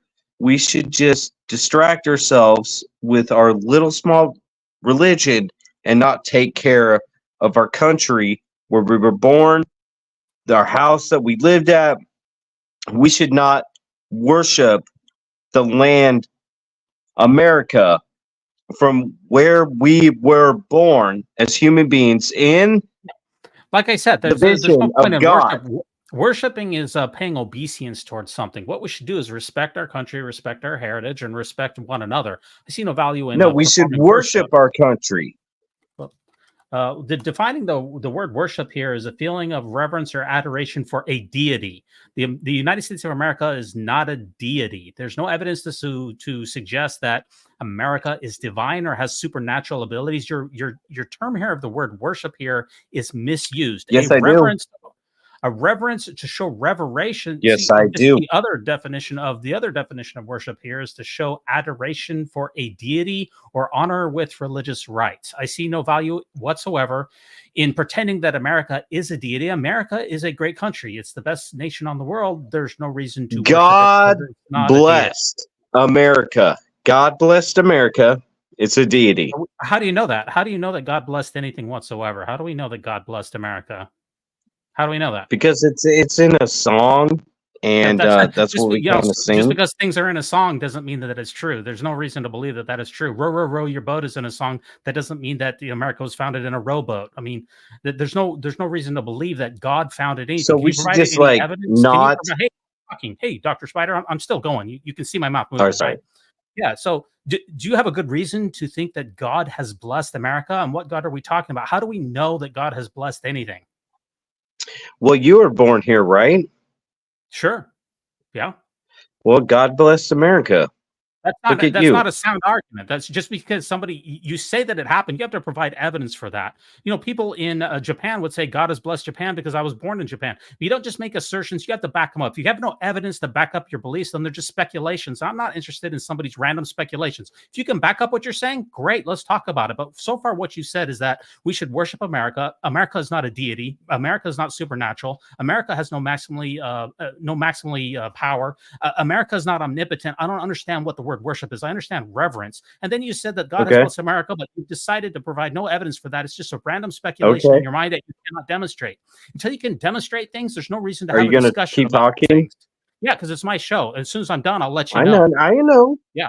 So can you demonstrate any of this thing? Can you admit that America is not a deity? Can you also admit that that you have no good reason to believe that God has blessed America? Can you admit those things?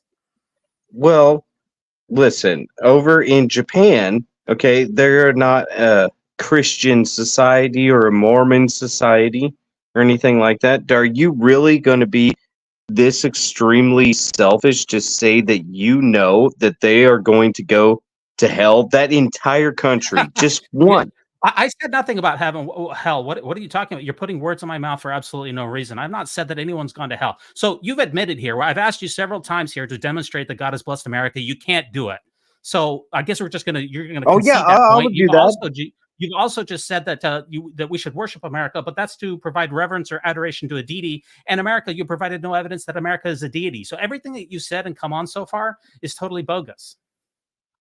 Well, you were born here in America, Sure. right? What does that have to do So with was God? I. Yeah. So what? obviously, we can just go with God bless America, and we don't need to get into any of these other religions. And we can actually, we don't have to say any more shit about being gay or straight or Yeah, like I black or said, white.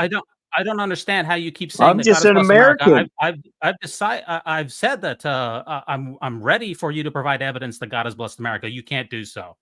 The fact that you can't is very instrumental. I mean, we could also say that fairies have blessed America, or that leprechauns have blessed America, or that the Loch Ness Monster has blessed America, or that the Flying Spaghetti Monster has blessed America. All these platitudes are completely pointless and useless until they can be grounded in reality. And until such time as you can demonstrate that, it is a complete waste of time. Okay, so unless you can provide evidence for your bizarre claim that America should be worshipped, which it shouldn't be, America should be reverenced, we should take care of our country, we should be patriotic, and we should take care of one another. You somehow tried to tie Mormonism into the Trump assassination, which is also bogus. Everything that you brought on, Dr. Spider, is completely devoid from reality. You should take a little extra time to think about what you're going to say before you say it. Are you an atheist? Well, I see absolutely no evidence of a supreme being whatsoever. No, I don't see evidence of a supreme being, and I've asked you repeatedly for your evidence for it, and you can't provide anything about how America is a divinely instituted institution, or that God has blessed it, or anything else that you said. I've repeatedly asked for it, and you've dodged the question repeatedly. Instead, you want to talk about gays and how about Mormons are associated with the Trump assassination. Are you a Mormon? Yeah, I'm a member of the church. Yeah, sure. I'm still on the records and still on the rolls. And you're just going to dodge everything that I said. You're just all the stuff that I've criticized, everything about your arguments that I pulled apart and showed that it has no grounding in reality. Are you going to deal with any of that, or just kind of just dodge it and just let it go aside? Are you going to deal with it, or just concede that what you said I is am totally going to continue crazy? talking. I'm just waiting for you to stop talking because you talk like Ben Shapiro. Well, are you going to address any of the points that I made, or are we going to go on to somebody else? Listen, I think that you might be a free gracer. In fact, I don't. Well, what's the free gracer? So I guess you're going to say that you are not going to address any of these points. Is America? Dude, I can't understand what you're saying. You talk way too fast. Nobody's ever told you this. Well, so we shouldn't worship America. That's fundamental. The Mormons had nothing to do with the assassination. You can't provide any evidence whatsoever that God has. Are you going to be that selfish to say that you should not worship the country and the house? We shouldn't worship America. No, we shouldn't worship America. We shouldn't worship America. America. That you mow. You probably don't even mow. Yeah, we shouldn't worship America. We shouldn't worship institutions. We shouldn't worship money. I see no value in providing worship whatsoever. And again, my definition of worship is to show reverence and adoration for a deity. I don't think we need to provide reverence and adoration for the United States or anything else for that matter. I see no good reason to do that. Feeling an expression of reverence or adoration for a deity, that's what worship is. We shouldn't worship the United States. We should protect this institution. Are you just going to concede everything that I've said here so far, or are you? Yes. Okay, that's good. I appreciate you calling on. It was nice to talk to you, Dr. Spider. I'm gonna chalk this up as my first win. Thanks for coming on. And we also have the white as Coach said, don't worship America. There's no reason to worship America whatsoever. We can say that this is the greatest country that's ever been conceived, and I would acknowledge that very readily. I've spent 25 years in the armed forces. I spent a lot of time defending this country and doing real things that helped out this country. Worshiping this country, absolutely no reason to do that. And the fact that I was born here, Dr. Spider, has nothing whatsoever to do with whether I should worship this country that I was born in. The North Sentinelese Islanders were also born in the North Sentinelese Islands. Should they worship the country that they were born in? Why are we worshiping things to begin with? You provided no good reason for that. You've tried to tie Mormonism somehow into the Trump assassination, which is absolutely batshit crazy.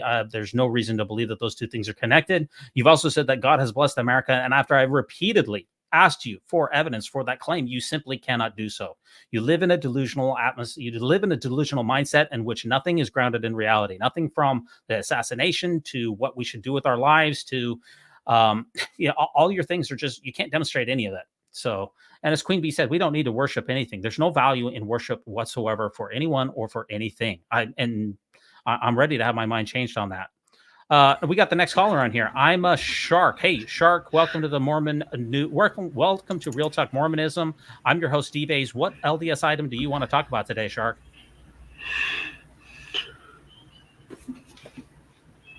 Shark, are you there? Shark going once and going twice. I'm going to have to get rid of you if you don't. You're on the air here, Shark.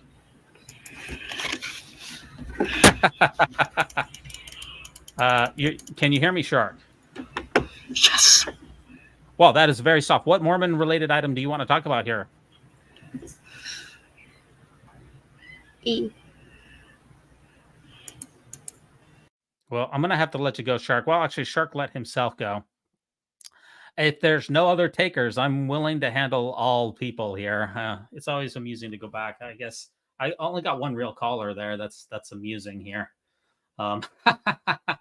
Hey, it's a win that nobody showed their feet, but I've been on this live stream now for an hour and a half. Unfortunately, I've only got a couple of callers, but hopefully this show will get more viewers in the future. I really appreciate everybody coming on. I don't have much else to talk about unless somebody else wants to come on. I'm gonna call it a night though. But that's what the discussions that I want to get into is more like Dr. Spider stuff. Hey, Howie, how you doing here, Howie?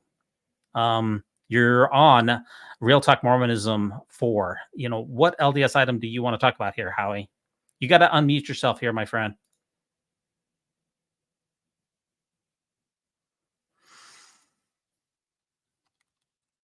You're still on mute there, my friend.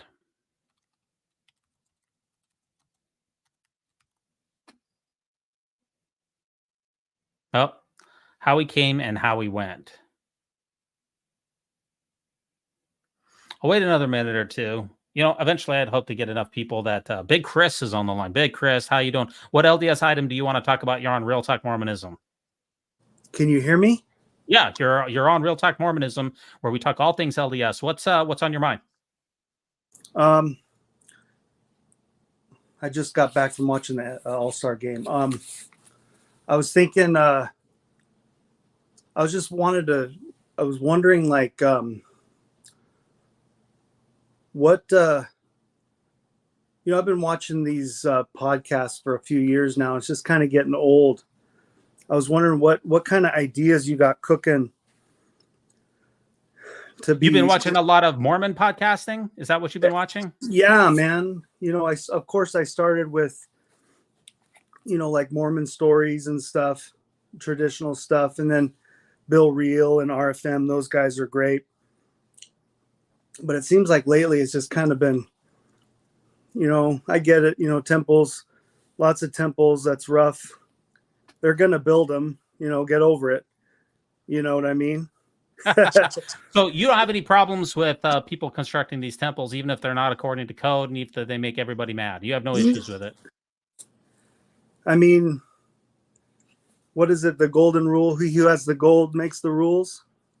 Unfortunately, in the United States of America, there's a lot of truth to that statement. But is that the way that it should be?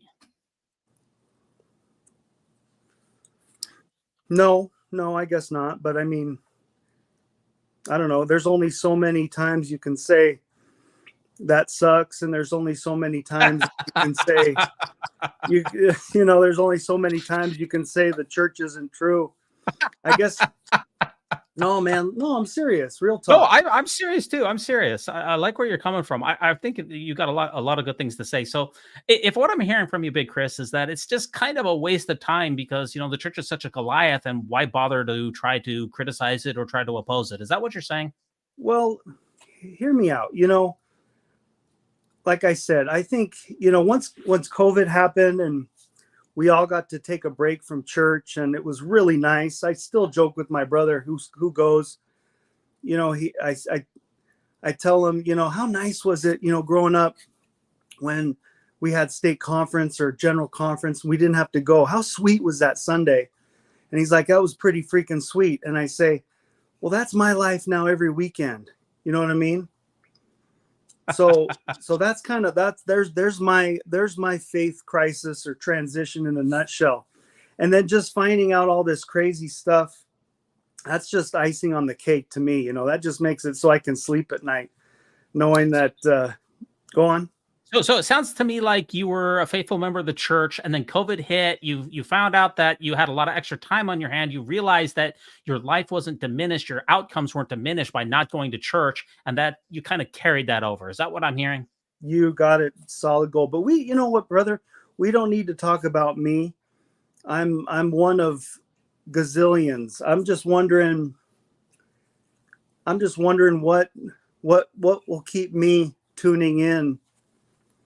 Because like John, I don't know if you remember, like John Larson. Yeah, he was all right. But he gets to a point where it's just like, I'm done. And yeah. I don't know if I feel like I'm almost there. I feel like, he had this term XX Mormon, and that was like, that's a goal, I think, just to have it done. And it takes a long time, but I don't know where I'm going. Anyway, but I do like, this call-in is funky. I don't know if you noticed, I comment every once in a while on your movie reviews. They're hilarious. I'm the guy who wants you to say fetch more often, but I get it. But you made these videos a long time ago, didn't you? I'm still wrapping my head around that. I did. I made the Mormon movie reviews. So some of I've got a lot of content that's being released here. I've actually got over 60 reviews that are queued up every Monday night. And so it's kind of like they're going to get better because I'm releasing the oldest content first. So the Mormon movie reviews, I got some great reviews with better audio, better camera.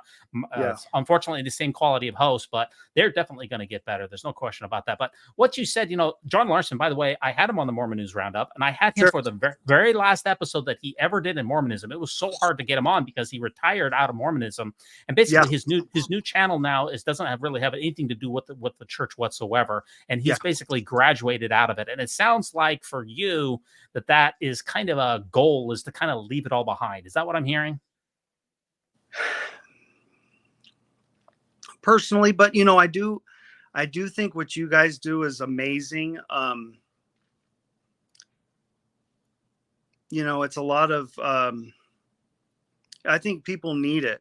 You know what I mean? To feel like they're not alone, and to, and just be like, oh yeah, and just, especially, I think that's why Mormon Stories is just so powerful, because a good percentage of those videos are real, or Mormon stories, people, where he says, okay, let's hear about, tell us about your stake dances and your, all that stuff growing up. And then what happened. And a lot of people can, relate to that stuff. So that's, he's at a different level. But you do good work. Cause I think one of the keys is having, not doing all the talking. I like, having other people come in and do the talking. And I think you do a good job there. So I respect you with that. And, but again, I bet John DeLynn has that same problem. Some people, they just graduate from that too. You know what I mean? So have you thought about, I'm sure you have, what kind of, maybe I'm curious, what kind of things do you have in the old brain about the future? How are you going to keep it fresh and keep going, unless you want to be done too? Like John, do you want to pull a John Larson and eventually and say, I'm good? Because I remember you shared that you're not making dumb money. You're breaking even. Yeah, as a matter, I've got a lot of, I'll give you a sneak peek here since you came onto the show. I'll give you a peek, and there's a couple of things in here that I probably shouldn't share, but this is my list of some of the episodes that I've got lined up here. They're going to be fascinating here. I got the top 10 worst Mormon teachings of all time. I take issue with Jonathan Streeter, and I have a 20-minute video that I try to debunk him. We'll see if I'm successful in that. So I'm bringing the knives out here. I've got a couple of other things. How to Leave the Mormon Church, which is a 10-minute video. These are all unlisted. I've also got Donald Trump takes on Joseph Smith. I actually wrote that. I haven't released it yet here, Big Chris, but I actually made that video the day before the assassination. I think I was inspired to do that. I also take one of my goals here, Big Chris, is to I put together one chapter of the CES letter and did a full video on it with a bunch of audio visuals that are associated with it. What I want to do here, Big Chris, is I want to turn the entire CES letter into a full-length video feature where you're getting to see, I'm taking Jeremy Reynolds' ideas here, and what I'm doing is I'm actually, instead of just reading it, we'll get to actually watch the CES letter with the visuals that are associated with it, because, you know, the 140 pages of the CES letter, that's tough to get through, isn't it? Yeah, I'm too lazy to go through that. Exactly. And then I see the bullets and the chapter headings. I'm like, yeah, that's something. Yeah. Top 10 worst.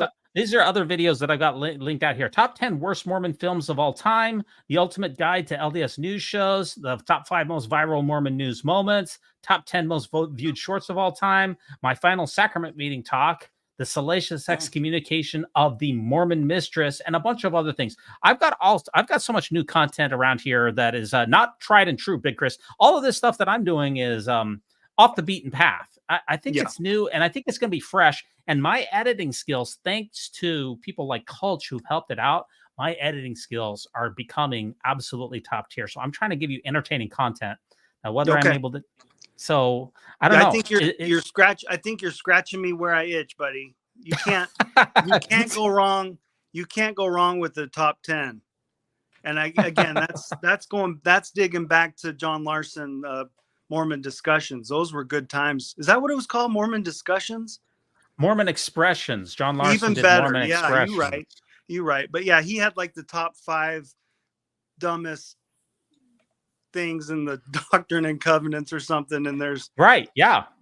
Like finding out if you're, or the book of Revelations, the questions on that. That was a good one. And I don't know what else. Oh, making sure that you're not talking to a bad ghost or something. I don't know. But yeah, it's embarrassing. I think at the end of the day, it's just embarrassing. A lot of stuff. And that's why, again, that's why like what you used to believe is embarrassing. Is that what you're trying to say? Yeah. Yeah. Mm-hmm. Now that you just look back and it's just like, oh, come on, man. But shoot, I don't know. I've been married 25 years to a nice Mormon girl from Utah. And shoot, she's all right. And how's she taking the fact that you seem to have lost most of your testimony? That can't be good. That's gonna be tough. I had the whole thing. I had the panic attack, and she just said to me, you know what, Big Chris, I never believed.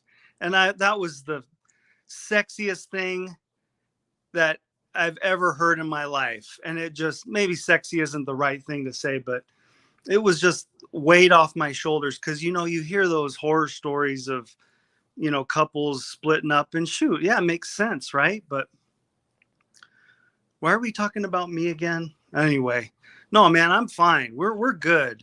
She was, but that was part of it too. I mean, like this whole COVID thing, she works nights and every other Sunday she wouldn't be able to go. And then it was just like every Sunday she wouldn't go. And I ended up being we had a bunch of kids and nobody wanted to go to church, man. And it was just like, okay, I just texted the bishop. I said, you know what?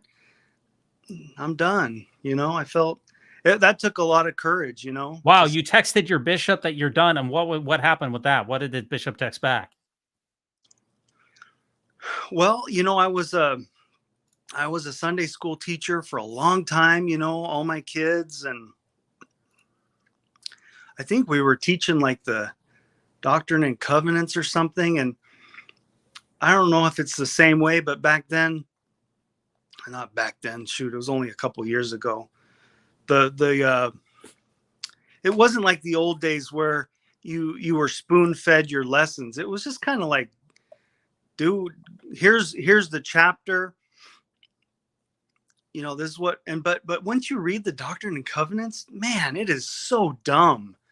It's just like, it's like, here, you go on a mission, and oh yeah, everybody else pay for Joseph Smith to live. It's just like, dude, this is just because so once your eyes are opened, so I just, yeah, okay, I'm sorry. You asked a question. I told my bishop, I said, oh yeah, because that's what I said. I want to be released. I can't do, and I said, I literally just said, I'm not feeling it anymore. He texted me back, and this was, you know, our ward had been going through some weird boundary changes, so I didn't even know the guy. And he's, you know, bless his heart, you know, he said something like, let me take you to lunch or something. And I said, Oh, no, that's nice. That's nice. I'm good. The only thing that did kind of suck, I will share with you, was like 6 months later. Yeah. Getting dark out here. I'm sorry if you can still see me a little bit. You can hear me for sure, right? Anyway, oh yeah, like 6 months later, he texted me and he's like, well, per your request, we released you. Like, have you ever 6 months later? Or something dumb. Maybe it was just to reach out to me. But it made it sound like I was putting him out. You know what I mean?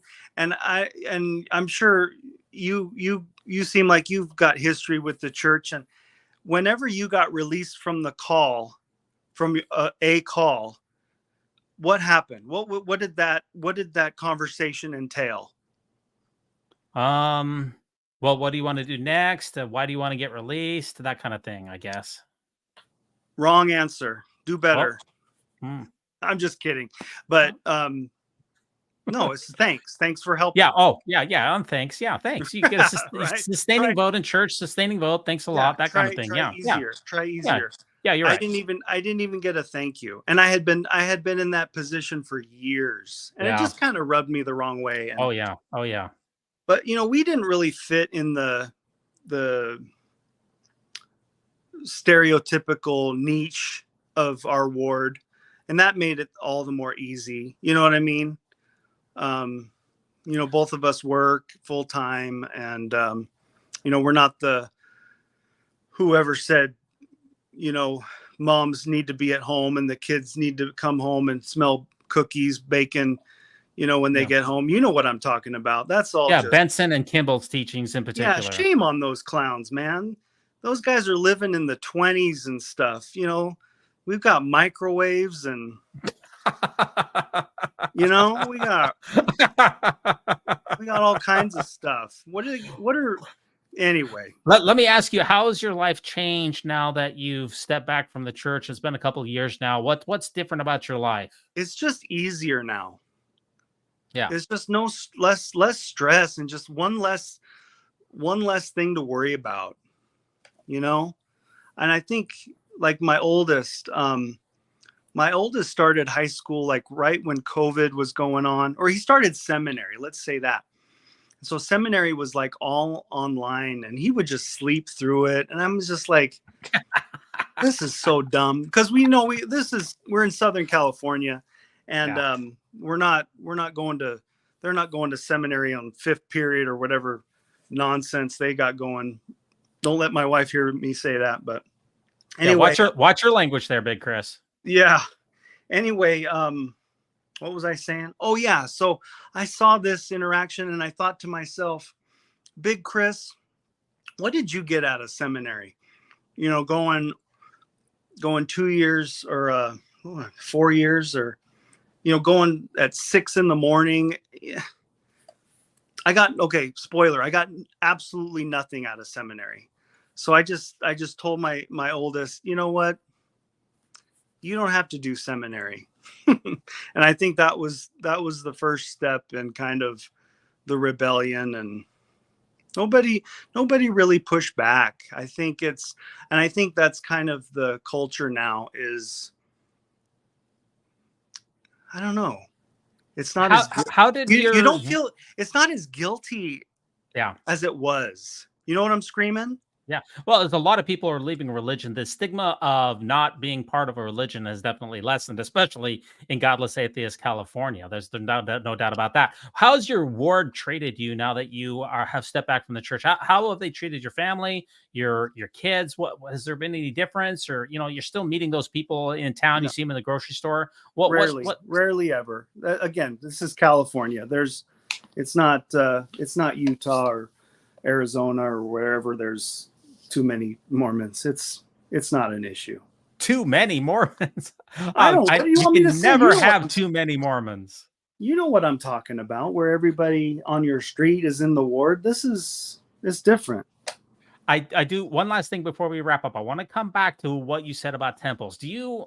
How do you feel about temples now? And the fact that Bakersfield, California, I don't know how far away you are from that, but there's a lot of controversies with these temples. And it seemed like you said earlier that opposition wasn't justified and that we should just let people build the temples and, stop complaining about it. Can you talk about that for a minute? I think the church is getting a lot of, maybe not a lot, but they are getting pushback and some bad publicity. And I think that's as much as you can do. How many people, I have a lot of experience with local governments and nobody cares. That's the sad truth. I've seen corruption that's laughable. In 2024, and just stuff that's like that can actually still happen. But, at small levels, nobody cares. I guess if, big media outlets will, and I appreciate, and I can appreciate the push. And I think that that's the direction it's going in, is these are interesting stories. So that kind of stuff, I'm sure that, at the end of the day, it's going to change the tide. Whatever, dude. They've got all that money. Go crazy, shoot. You got no issues with it. Very few of the national press has really picked up on the temple opposition. There's only been one article in Axios. There was one in the UK Daily Mail. Yeah. These are not being picked up nationally, and it's mostly, I've thought a lot about it because I was talking to Marty from Where Will You Go podcast, and she pushed back and said that maybe ex-Mormons, the so-called righteous opposition to these temples is mostly manufactured. Chris, your countenance from leaving the church is getting darker and darker here, my friend. I just turned on my ceiling fan. You take it easy with your countenance jokes. Literally by the minute we're seeing your countenance darken. So, but okay. Listen, any last thoughts? Any last thoughts about anything Mormon related before we let you go? What's your last word here? Nothing, but I appreciate you taking the time to talk to me. And I'm excited to see what's in the future. Again, you can do top 10 David Letterman style stuff, and I will tune in. Did you catch my comment on the Emma Smith video? Oh, that was you. You commented on that? Oh, I appreciate that comment. What did it say?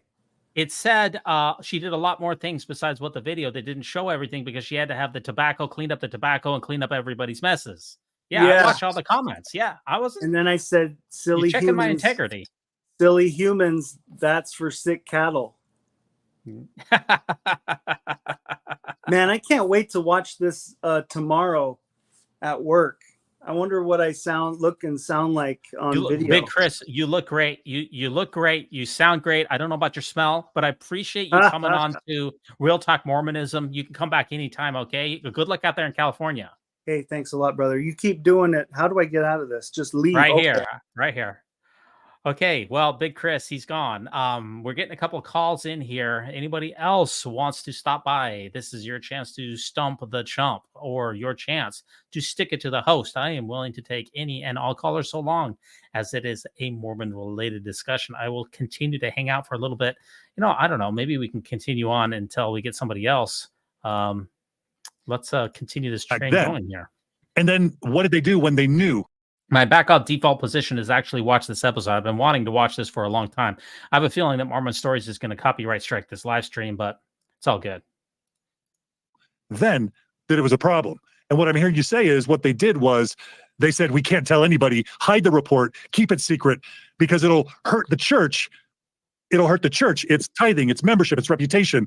It'll hurt the church. And so we've got to go with the church over, honestly, what they taught us to do, which is do what is right, let the consequence follow. They avoided the bad consequence. It appears as though they avoided the difficult consequences and did what protected the interests of the church over what maybe was ethical or good for the individual. I don't know how else to interpret this, personally. Well, they didn't completely hide it, because Adam Benyon spoke to the swearing elders. We'll talk about that group soon. But he spoke to the swearing elders in 1954 and told them what they were doing. And so in this case, Elder Benyon didn't hide it. And Lowell Benyon told all of his buddies in the church education system. And even more than that, Lowell Benyon sent all of his buddies copies of his report that he submitted to President McKay. And in my book, I have a big lengthy footnote in which I note all of the archival collections in which I found the Benyon report. And even, let me give you one quick example. That one of the people that Lowell Benyon sent the report to was his good friend George Ellsworth, a professor of history at Utah State. So it wasn't just CES people that he sent it to. He sent it to Mormon educators. And anyway, George Ellsworth, professor of history at Utah State, talked to one of his students, a guy named Boyd Matthias, about the report. And when I was going through Lowell Benyon's private papers, I saw a letter that Boyd Matthias wrote in July of 1954. So just a few months after Apostle Benyon had alerted the educators to this report. And Boyd Matthias, this young returned missionary at Utah State, he wrote Lowell Benyon a letter, and he said, "Dear Brother Benyon, I've gotten word about your service on the Benyon committee. I'm pleased that you're doing this. Please express to Elder Benyon, your cousin, that you need to find a way to get part Negroes the priesthood." That's the word he used, part Negroes. And again, this is a response to the troubles that they're having in South Africa and Brazil with biracial Latter-day Saints. And so a student gets word of what's going on in this committee, and I thought that was really extraordinary. Yeah. Well, okay, so some people leaked what happened in the report, but the top church leadership hunted. And they did it for very practical human reasons. It's only a problem because that they also teach that they speak to and for God, and that God is directing the church, and they hold their members to a very high standard of honesty and of ethics. And so there's a level of lack of informed consent, of hiding the truth, of a lack of courage, and of self-preservation over following what's honest or moral or ethical, in my opinion, in a decision like this. Well, I think so. A couple thoughts. I would disagree with a little bit of that. That's just the way I think and read sources. I look at this as just more pragmatic. And as a historian, I'm always interested in context. And this is on the cusp of a civil rights era. And the church is going to come under tremendous fire for both their inability to support civil rights and their racial teachings. And it serves them no good purpose to announce this Benyon committee report in general conference or to publish it in the improvement era. They absolutely don't want to call any attention to the church's race teachings during the civil rights movement. And that's one of the ways I read this. The other way I read this is that a lot of people express themselves differently, as we all know, right, as humans. And some of the agitators who want to end the ban will do it publicly. Mm-hmm. Others will do it privately. And they'll just kind of work with people one by one to win them over. David O. McKay was a private person.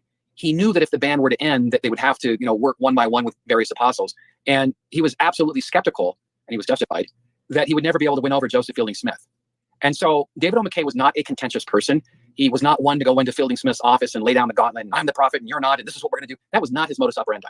And in fact, he was one of those guys, some of my McKay scholar friends may disagree with me, but after having read hundreds of his diaries and letters, I think I'm justified in the following.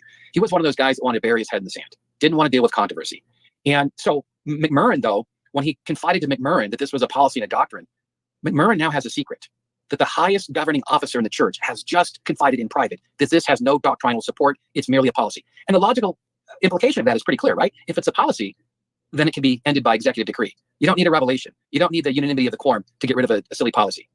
And so what happens is over the course of the 1950s and 60s, Hugh B. Brown and Sterling McMurrin and Lowell Benyon and other liberals, they'll pester President McKay. And McKay will confide to them in private that even though it's a policy, I still need to have the unified consent of the 12. And McMurrin sits on his secret for nearly 2 decades. He won't tell anybody that the church president said it was a policy, not a doctrine. And by 1968, after 2 decades later, Sterling McMurrin will let it be known that this was what David O. McKay told him in 1954. So he sits on this for a long time because he doesn't want to embarrass his good friend, the church president. Well, there's a degree at which I totally get the pragmatics of it. It's just the disparity between how the sausage really gets made and the perception that's created amongst the members about how the church is run, and then the lack of informed consent and the level of devotion and sacrifice and the harm that comes basically under false pretenses. Gerardo, you get to say the final word on this point. Am I being too harsh on the brethren? Is Matt right, or is it somewhere in the middle? Especially, Gerardo, as you think about how the LDS Church deals with LGBTQ people today. Do you see this as something that's relevant or applicable or frustrating or inspiring? Yeah, from your perspective. Yeah, definitely applicable. I would add another element, which is that the brethren really believe in this cause. They believe in the church's cause of saving people and allowing them to go back to the presence of God. And they know they are really wary of anything that could cause controversies, that could cause the church not to have a good reputation in society, and therefore harm their ability to convert people. And so I think, and also weakening the faith of the members. So I think a lot of this, the things behind their decisions is always going to be the idea of protecting the church, because in their mind, that means they're protecting the salvation of potentially millions of people, right? So that's also another element probably that's in their mind. Well, it's hard. I can't comment on the dynamics of the brethren back at this time. By reading Matt's book, it seems to me that President McKay was a lot more weary about making decisions without the knowledge of the brethren, the rest of the brethren. I see different dynamics with different prophets at times. For example, today, and I know Matt can comment about this because I mean he's a historian. He's not to comment here about the present times, but I see President Nelson, for example, take a different approach. Right? It seems like he's the one who's making the decisions, who comes to the brethren and tells them, "I woke up last night and Jesus inspired me to write in my journal about these changes that we need to make." And it seems like all the brethren just align behind him on those things. I'm not sure what the dynamics are about that, how true that is, but that seems to be the impression they're giving. And if you just listen to the talks today at General Conference, which is very different from the time I was growing up in the church, every single apostle that talks at General Conference today seems to really want to be on the good side of President Nelson by quoting him all the time, by praising him all the time, by talking about how inspired he is and all this, which seems a little different than what was going on here on David McKay's time, but I could be wrong. And maybe Matt can tell us a little bit more about it. But it seems like the brethren at this time, they had a little bit more of their individual kind of thoughts and ability to not be so. While they respected the position of the president of the church, they were not all necessarily kind of like hiding behind the president of the church. But I could be wrong. Well, Gerardo, I don't. Those are all great thoughts. I haven't found any evidence that President McKay disclosed his views to the 12. Mm. And we got to remember something, that Joseph Fielding Smith's The Way to Perfection was being used in adult and youth Sunday school programs. Right. And he wrote other books reaffirming the rationales for the ban. So McKay knew what his colleague felt about these things. And I have letters between McKay and Smith, but he's never talked about the ban becoming a policy. And the only person that I know of that McKay shared his views with were a few. One would be Sterling McMurrin, one would be Hubie Brown, and the others would be the McKay sons.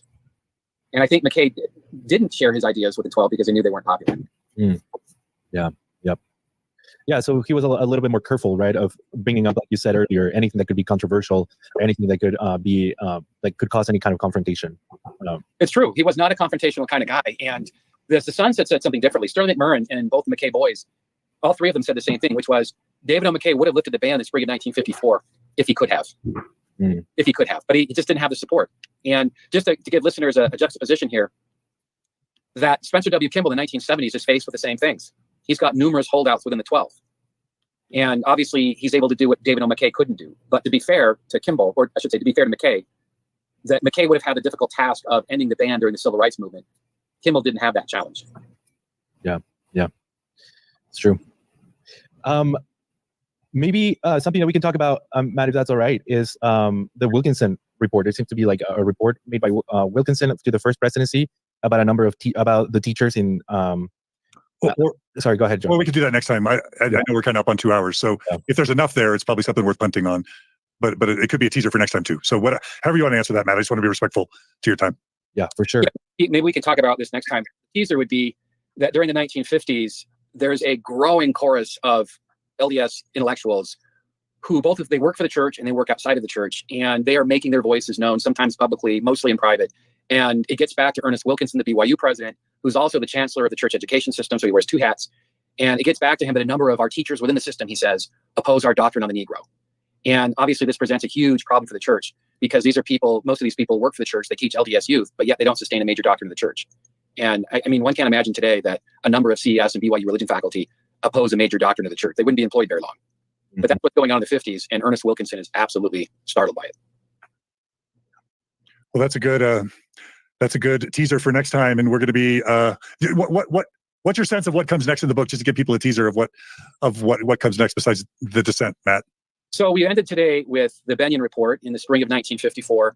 And the next time that our next episode, we'll deal with segregation, the Supreme Court's famous decision in Brown. And we'll look at how the Brown decision affects the church and church-owned properties, attitudes of members about racial segregation, critics of the church like the NAACP, a black civil rights group, how they pressure the church. We'll also look at a civil rights report that is issued about the state of race relations in Utah. The short answer is it's not good. And we'll look at how church education system employees are trying to navigate these larger societal currents that seem to contradict church doctrine. Love it.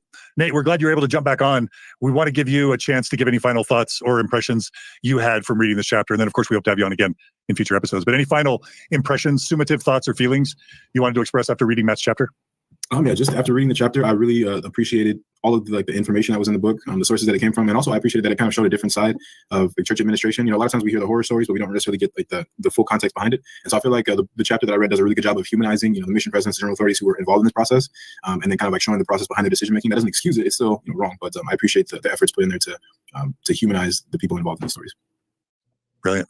Well, we loved having you, Nate. Thanks so much, and thanks to you, Gerardo. You make this all possible. Thank you. Thanks, John. All right. Any final words before I close, brethren? We need to get some women on this panel every once in a while, too. Yes. Matt, any final thing you want to say? I appreciate your thoughts, you guys. Each of you guys have different perspectives that you bring, and I love hearing different perspectives, how people see my work. And we can read sources differently and read people's stories differently, and that's the beauty of a lot of this. And anyway, I like the engagement. So I want to thank each of you guys. All right. Well, I know that there's probably some people frustrated that I'm expressing frustration or anger or even criticism. I'm trying to put voice to the emotions that I know many felt, and it's weird that I'm acting more outraged than Nate. So I don't know how to make sense of that. So Nate, you're more mature, you're more healthy than me, which I respect. Sadly, John, I'm just more used to it, that's all. Oh my God, it's dark. Okay, that's ouch. Yeah, that's dark humor, but it's powerful. Anyway, thanks to have you all today, Matt. I'm looking forward to the next part. So thanks for this wonderful book, everyone. I'm gonna go ahead and close if that's all right, and I'm just gonna say, here's the book, Black Mormons and the Struggle. Howie, you're on Real Talk Mormonism. What's on your mind in the LDS sphere out there? Hey, D-Vase. Hopefully, third time is a charm here. Yeah, I hear you loud and clear. What LDS items occupying your mind out there? Basically, I wanted to respond to the podcast. I don't know if you saw that you were just watching with John DeLynn there and Professor Harris. And yeah, go ahead. I did post several notes that I saw you highlighted during the broadcast. And it was like, well, I did serve a missionary. I did serve my mission in South Africa. Really? Slightly after the ban was lifted, but apartheid was still, in full force. And listening to Professor Harris, it seems like, the church was this big multiracial experience in South Africa, and that just was not my experience at the time at all. It was very much predominantly white European congregations in South Africa. What year was this? And so that would have been 83, 84, 85. Even by then, so even in South Africa, first of all, let me ask you a couple of questions. What percent of South Africa was white versus black versus indigenous at that time? And what percent of the church, even though you served 5 years after the race and the priesthood ban was lifted, what percent of the church was white, black, or indigenous?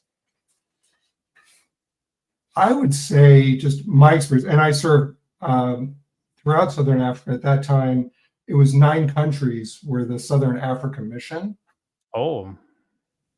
And even like in Zimbabwe, Madagascar had just gone on communist rule, and that was another issue. But to answer your question, I think the white population in South Africa is probably around 10%. I'm just sort of spitballing that number, but I think that's sort of what's in the back of my mind. Yeah, and so what percentage of the church, if you went to the church, I would say virtually every congregation I went to throughout the country were 99 to 100%. Yeah.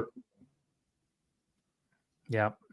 And so, like, for example, Cape Town is very English. And there was something interesting that the professor really doesn't go into. He said, the missionaries showed up and they didn't learn Afrikaans. Of course, I did learn Afrikaans. And then Zulu once I was there. But, Cape Town is very English, and that's where the missionaries landed. So there would have been no, big language divide in preaching the gospel in South Africa in the 1850s. Oh, okay. Because Cape Town is down here, and it mostly speaks English, even way back in the time of Brigham Young. Yes. Interesting. Yes, very much so. And that's in contrast to what he seemed to have said in the episode. Right. So, but I mean, the English and the Afrikaans, which are actually Dutch. I know he said Norwegian, which just had me laughing off my chair, but because Afrikaans language basically comes from Dutch. I see. 17th or 18th century Dutch in its origins. But I mean, just my experience was that the church was still, even at that point, predominantly white. And it was either being English or Afrikaans. And I still saw racism, alive and well in the church in the 80s. I can think of my first area as a missionary. The missionaries were teaching someone. I think there were two people that were being taught when I was there, and the one gentleman was Afrikaans, and the chapel did not have a baptismal font. Really? Right. So it wasn't the bishop. I think it was like the first counselor in the bishopric in this rural town in the Orange Free State had a swimming pool and an organ in his house. So we would just have a baptismal service at his house. And so that happened like 1 week, and about a month later, there was a woman that was Zulu that we were teaching, and she wanted to join the church. And he absolutely would not allow that to happen at his house. Oh my gosh. And so that was just instant. It's like, how do you raise your hand to sustain this person? Oh my gosh. So anyway, it was just, I listened to this episode yesterday when it premiered and had some thoughts and comments, and was just reflecting on my experience there. I know I've had some difficulty trying to join your broadcast here, but I just wanted to just share those comments. Unless you have anything else, I'll let you go. It's got to be super late in Virginia. Very interesting stuff there, Howie. Real quick before I let you go. So why do you enjoy the Mormon News Roundup? Why do you enjoy Mormon stories? Why are you watching these broadcasts and episodes, since this stuff is mostly ancient history? Well, this I was watching just to reflect on my time, and just giving me a place in history, and just reflecting on those times and seeing where the world has changed and how much I've changed. Well, I appreciate you coming on. I appreciate your thoughts. You're right. It is getting a little bit late here. Thanks for coming on to Real Talk Mormonism. Maybe next time you could have a webcam. No pressure on the situation, but really thanks for stopping by. I'm glad to hear about your experience in South Africa. I would have to catch up with that another time, but thanks for coming on. Okay. Thanks for having me. Thanks a lot. Bye-bye. Okay. I think we're going to shut this one down, folks. We'll probably do another stream maybe on Thursday night. I don't know. We'll see if we can get some more people. I enjoy talking to people, and it's going to help shape my ideas. Once again, thanks for everybody. Really appreciate it. Stay safe out there. Have a great night.